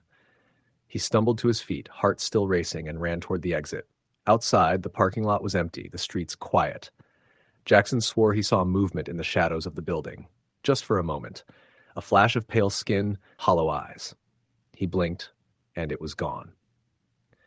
He never returned to that warehouse. He told the story to a few friends, but no one believed him. They thought he had a nightmare or imagined the whole thing. But Jackson knew what he had experienced was real. He could still hear the faint whispers at night, sometimes in his dreams, sometimes when he was alone, always reminding him that some places don't want you to leave. Months later, the warehouse reopened with a new night crew. Jackson stayed far away, but he followed the news. Reports of missing items, strange noises, and employees quitting mid-shift started to appear. No one ever reported seeing the figure, but the feeling of being watched was always there. Jackson tried to live a normal life, but the memory haunted him. At night, when the wind blew just right, he swore he could hear the scraping sound, the hum, the whispering. And in the deepest part of his mind, he knew the warehouse was still waiting, patient, hungry, ready to trap the next person who dared to work the midnight shift. Sometimes when he walked past industrial buildings, he felt the pull again, the invisible grip of a place that should have been empty but was alive with something else. He couldn't explain it, and he didn't want to. All he knew was that the darkness he had faced was real, and it didn't end with leaving. It followed him, quietly, patiently, waiting for the next night, the next shift, the next victim. Years passed, but the memory never faded. Jackson never worked nights again. He avoided warehouses, shipping docks, and any place that smelled of cardboard and metal. Yet he couldn't escape it. The whispers haunted him, the shadows lingered in the corners of his vision, and the scraping followed him in the quiet moments. He learned to live with the fear, to ignore the sounds, to convince himself that it was just stress, just imagination. But deep down, he knew better. The warehouse had claimed him, if not physically, then mentally. And he understood something most people never would. Some horrors aren't loud. Some don't attack directly. They wait, they watch, they pull at the edges of your mind until you feel trapped, until you feel like there's no way out. Jackson never told anyone the full story. Most nights, he lay awake listening to the faint hum in his apartment, a sound he couldn't place, a whisper that seemed to echo just out of reach. And he wondered who or what was out there, waiting for the next midnight shift worker to stumble into the dark corridors of that warehouse, to face the thing that had claimed him. Even now, when he walks past industrial parks or deserted buildings at night, he feels it. The pull, the watching, the whispering. And he knows that somewhere in the dark, someone else is hearing the scraping, seeing the shadows, and feeling the cold hand brush against their shoulder. Story the end. It was one of those nights where the city felt like it had folded in on itself, leaving the streets empty and the buildings looming like silent watchers. I had been working the midnight shift at a small 24-hour convenience store on the outskirts of Cleveland for almost 3 years, but I'd never gotten completely used to the eerie quiet that settled over the city after 11 p.m. The store itself wasn't particularly busy. Most nights I'd spend hours restocking shelves, cleaning up, or scanning items for the occasional customer who wandered in from the nearby highway. But that night, something felt off the moment I turned the key in the lock and stepped inside. The fluorescent lights buzzed overhead, flickering ever so slightly, casting shadows that seemed to move just out of the corner of my eye. I shrugged it off, blaming the exhaustion from my double shift the day before. It was the first night back on my own since my coworker Dana had called in sick. That meant I was entirely alone until my shift ended at 6 a.m. I made my usual rounds, checking the registers, wiping down the counters, and making sure the cooler doors were properly sealed. Everything seemed normal, too normal. Around 1:30 a.m., a man came in. He was tall, thin, and wearing a dark hoodie, the hood pulled low over his face. His presence immediately set me on edge, though there was nothing overtly threatening about him. He walked slowly down the aisles, not picking anything up, just glancing at the shelves as though he were memorizing their layout. I greeted him politely at the counter, and he nodded without making eye contact. The moment he passed me, I got a strange feeling, a deep, inexplicable sense of being watched, even when I turned away. I tried to ignore it. Customers came and went all the time. It wasn't unusual to get that tingle, especially late at night. At 2:15 a.m., the store phone rang. I picked it up, and there was silence on the other end. Not just a pause, but complete, suffocating silence. I said hello once, twice, and then hung up, figuring it was a prank call. A minute later, it rang again. Same silence. My stomach sank. I started to feel the kind of dread that doesn't go away, the sort that presses down on your chest and makes it hard to breathe. I walked to the back office to check the security cameras, thinking maybe I'd catch someone lurking outside or pulling some kind of prank. The camera feed looked normal at first, empty aisles, flickering fluorescent lights, but then I noticed the man from earlier. He was standing in the middle of the store, just staring at me through the camera. My heart jumped. I checked the main floor, and the store was empty. No sign of him anywhere. I blinked and double-checked the monitors, but he was still there on the screen, unmoving. My first instinct was to think it was a glitch, a trick of the cameras, but something about the way he stared made it impossible to ignore. He didn't move like a normal person. It was almost as if he was not supposed to be moving at all. I called the local police, trying to keep my voice steady, but when I explained the situation, they said they'd send a patrol car to check it out. I hung up and kept an eye on the cameras, heart pounding so hard it felt like it would burst through my chest. For the next 30 minutes, I watched the man appear and disappear across different camera angles. 1 second, he was by the snack aisle. The next, he was leaning against the back wall, then gone again. I couldn't see him on the main floor, only through the monitors. It was terrifying in a way that made your stomach churn and your mind scream that something was deeply, fundamentally wrong. By 3 a.m., my nerves were shot. I kept imagining that I heard footsteps, faint but deliberate, moving around the store. Every time I turned to look, there was nothing. The fluorescent lights flickered more aggressively now, casting long, warped shadows across the floor. I kept glancing at the door, half expecting someone to come in, but it remained shut, bolted, and still. I tried to calm myself with logic. Maybe the sound was just the refrigerator, or maybe my mind was playing tricks. But then the intercom system, which hadn't been touched all day, crackled to life. A distorted, low voice whispered my name, stretched out like it was echoing from somewhere far away. Jason. Jason. I froze. That was my name. The voice wasn't on the line of the phone. It wasn't from a speaker. I could feel it more than hear it, and like a cold finger tracing the spine of my neck. I ran to the office and double-checked the cameras again. Nothing. The man was gone, at least on screen, but I could still feel him. Every instinct screamed that he was in the store, watching, waiting. My cell phone was in my pocket. I contemplated calling Dana, calling anyone, but my hands were shaking too much to unlock the screen. Then the air shifted. It was subtle at first, but I could feel the temperature drop, a cold seeping into the corners of the store. The lights flickered violently before plunging the store into darkness for a few heart-stopping seconds. When they flickered back on, I wasn't alone. The man was there, standing inches from the front counter, his hood still obscuring his face, but I could feel his gaze. And then, just like that, he vanished. I ran to the door and tried to open it. Locked. The alarm system had activated on its own, and the keypad wasn't responding. Panic hit me fully, a surge of adrenaline so intense it made my legs feel like lead. I backed away from the door, glancing wildly around the store. That's when I noticed the items on the shelves moving. Slowly at first, then faster. Cans rolling off, bags of chips sliding across the floor, the sound of glass shattering from a falling bottle of soda. But there was no wind. No one touching anything. It was as if the store itself was alive, reacting to my terror. At 3:45 a.m., I heard the sound of footsteps on the ceiling. Yes, above me. The fluorescent panels rattled as if someone or something was pacing back and forth directly over the office. My breathing was ragged. I grabbed a fire extinguisher and held it like a weapon, trying to convince myself I could defend against whatever was up there.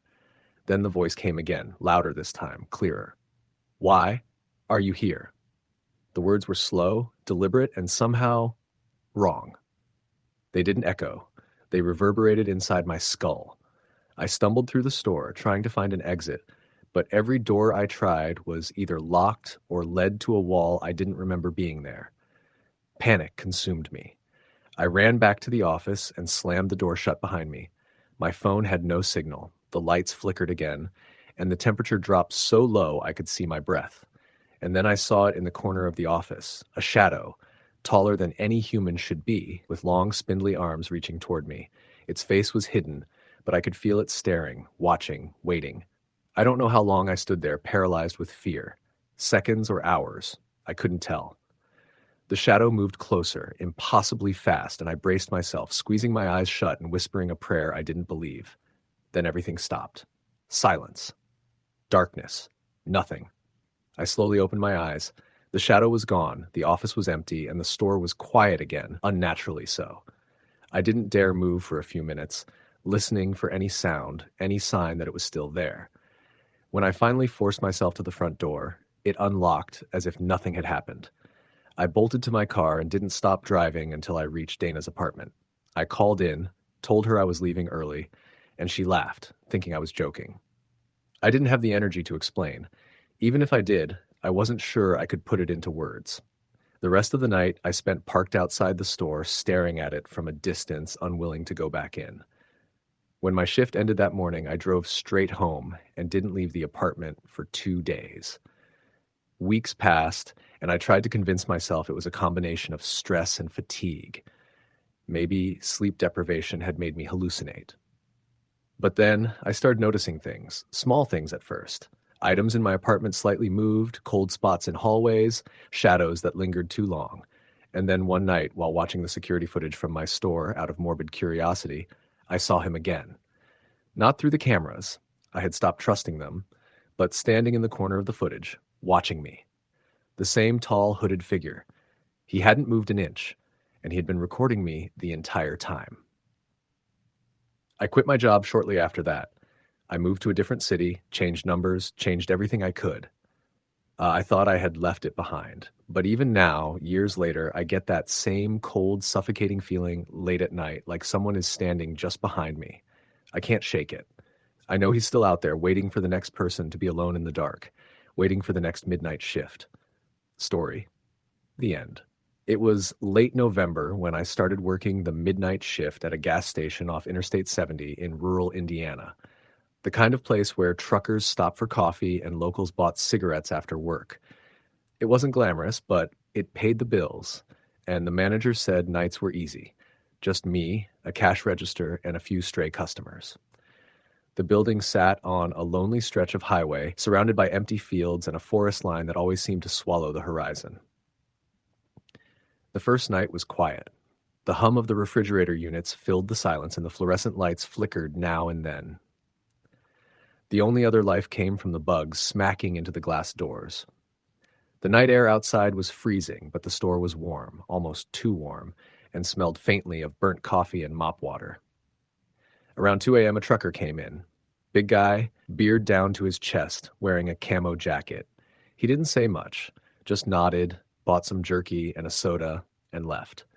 I remember thinking how his footsteps echoed even after the door closed. Then the highway was silent again. About half an hour later, the power flickered once.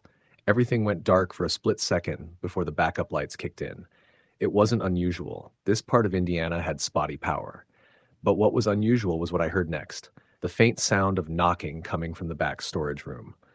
At first, I thought it might have been pipes or the wind. The room back there was drafty and always cold. But the knocking came again, slow, deliberate. 3 knocks, a pause, then 2 more. I walked to the back door, flashlight in hand. The sound stopped just as I reached for the handle. When I pushed the door open, nothing was there. The smell hit me before anything else, like rotten metal or wet earth. The air felt heavier, colder. I looked around the stacks of soda crates and cleaning supplies, but there was no one. When I went back to the counter, the motion sensor by the front door beeped, the sound it made when someone entered. But there was no one inside. The automatic door was closed. I checked the parking lot through the window. My heart skipped. There was a man standing just outside the range of the security light. Tall, thin, wearing what looked like an old raincoat. His face was completely obscured by the shadow. He didn't move, just stood there, head tilted slightly to the side.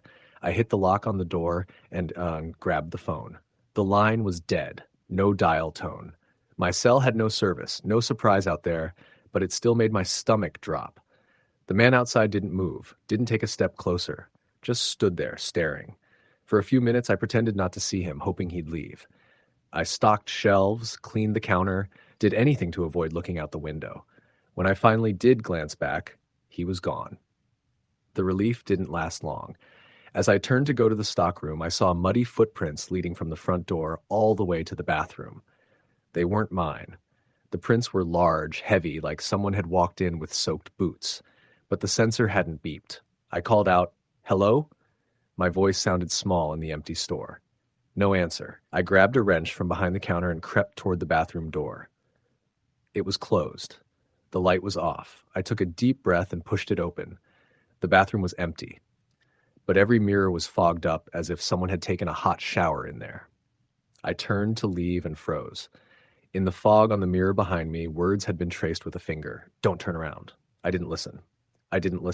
There was no one there. But I swear for a split second, I felt cold air rush past me, like someone had brushed right against my neck. My flashlight flickered, then died completely. When the power came back a few seconds later, the footprints were gone. The mirrors were clear. I stayed behind the counter for the rest of the shift, watching the windows. Around 4:45 a.m., another trucker came in. I tried to act normal, but I must have looked shaken because he asked if I was all right. I told him someone had come in earlier and scared me. He frowned and said he hadn't seen any other vehicles on the road for miles. When the morning shift arrived, I told my manager everything. She laughed it off, said the store had a history of power quirks and probably a raccoon in the storage area. But she did look uneasy when I mentioned the footprints. She said I could take the night off if I wanted, but I needed the money. So I came back the next night. It was colder, and the fog outside was thick enough to blur the headlights of passing cars. Around 1 a.m., I heard the motion sensor beep again. I looked up. A woman stood in the doorway. She was wearing a thin hospital gown, soaked and dirty, her hair hanging in wet strands that covered her face. Her skin was pale, almost bluish. I froze. She walked slowly to the counter, her bare feet slapping softly against the tile. "You have a phone?" she asked, her voice hoarse, shaky. "Yeah," I said. I turned to grab the landline. When I looked back, she was gone. The door hadn't opened. The sensor hadn't beeped again. I walked around the counter, calling out, "Ma'am?" The bathroom door was open, light flickering inside. I walked toward it and saw wet footprints leading inside. I stopped at the doorway. The smell hit me again. Wet earth and rust. Inside, the woman was standing in front of the mirror. Her reflection turned toward me, though her body was facing away. She whispered something I couldn't make out. I took a step back, and she turned her head, not her body, just her head, until her face was almost backward. Her mouth hung open in a soundless scream. I bolted out of the bathroom, tripped over a mop bucket, and fell hard onto the floor. The lights went out completely. The humming of the refrigerator stopped. The store was dead silent except for the faint dripping of water. Then I heard footsteps again. Slow, wet, dragging footsteps coming down the aisle toward me.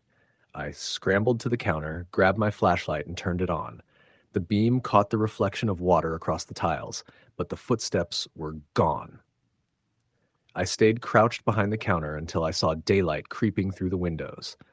When the manager came in, she found me still there, pale, shaking. She thought I was having a breakdown. I quit the next day. But a week later, the manager called me. Her voice was trembling. She said the security footage from that night had finally been recovered after the system rebooted. She told me I wasn't on camera for half the shift. It just showed an empty store. The door never opened once, but the floor became wet, puddles forming and vanishing without anyone there.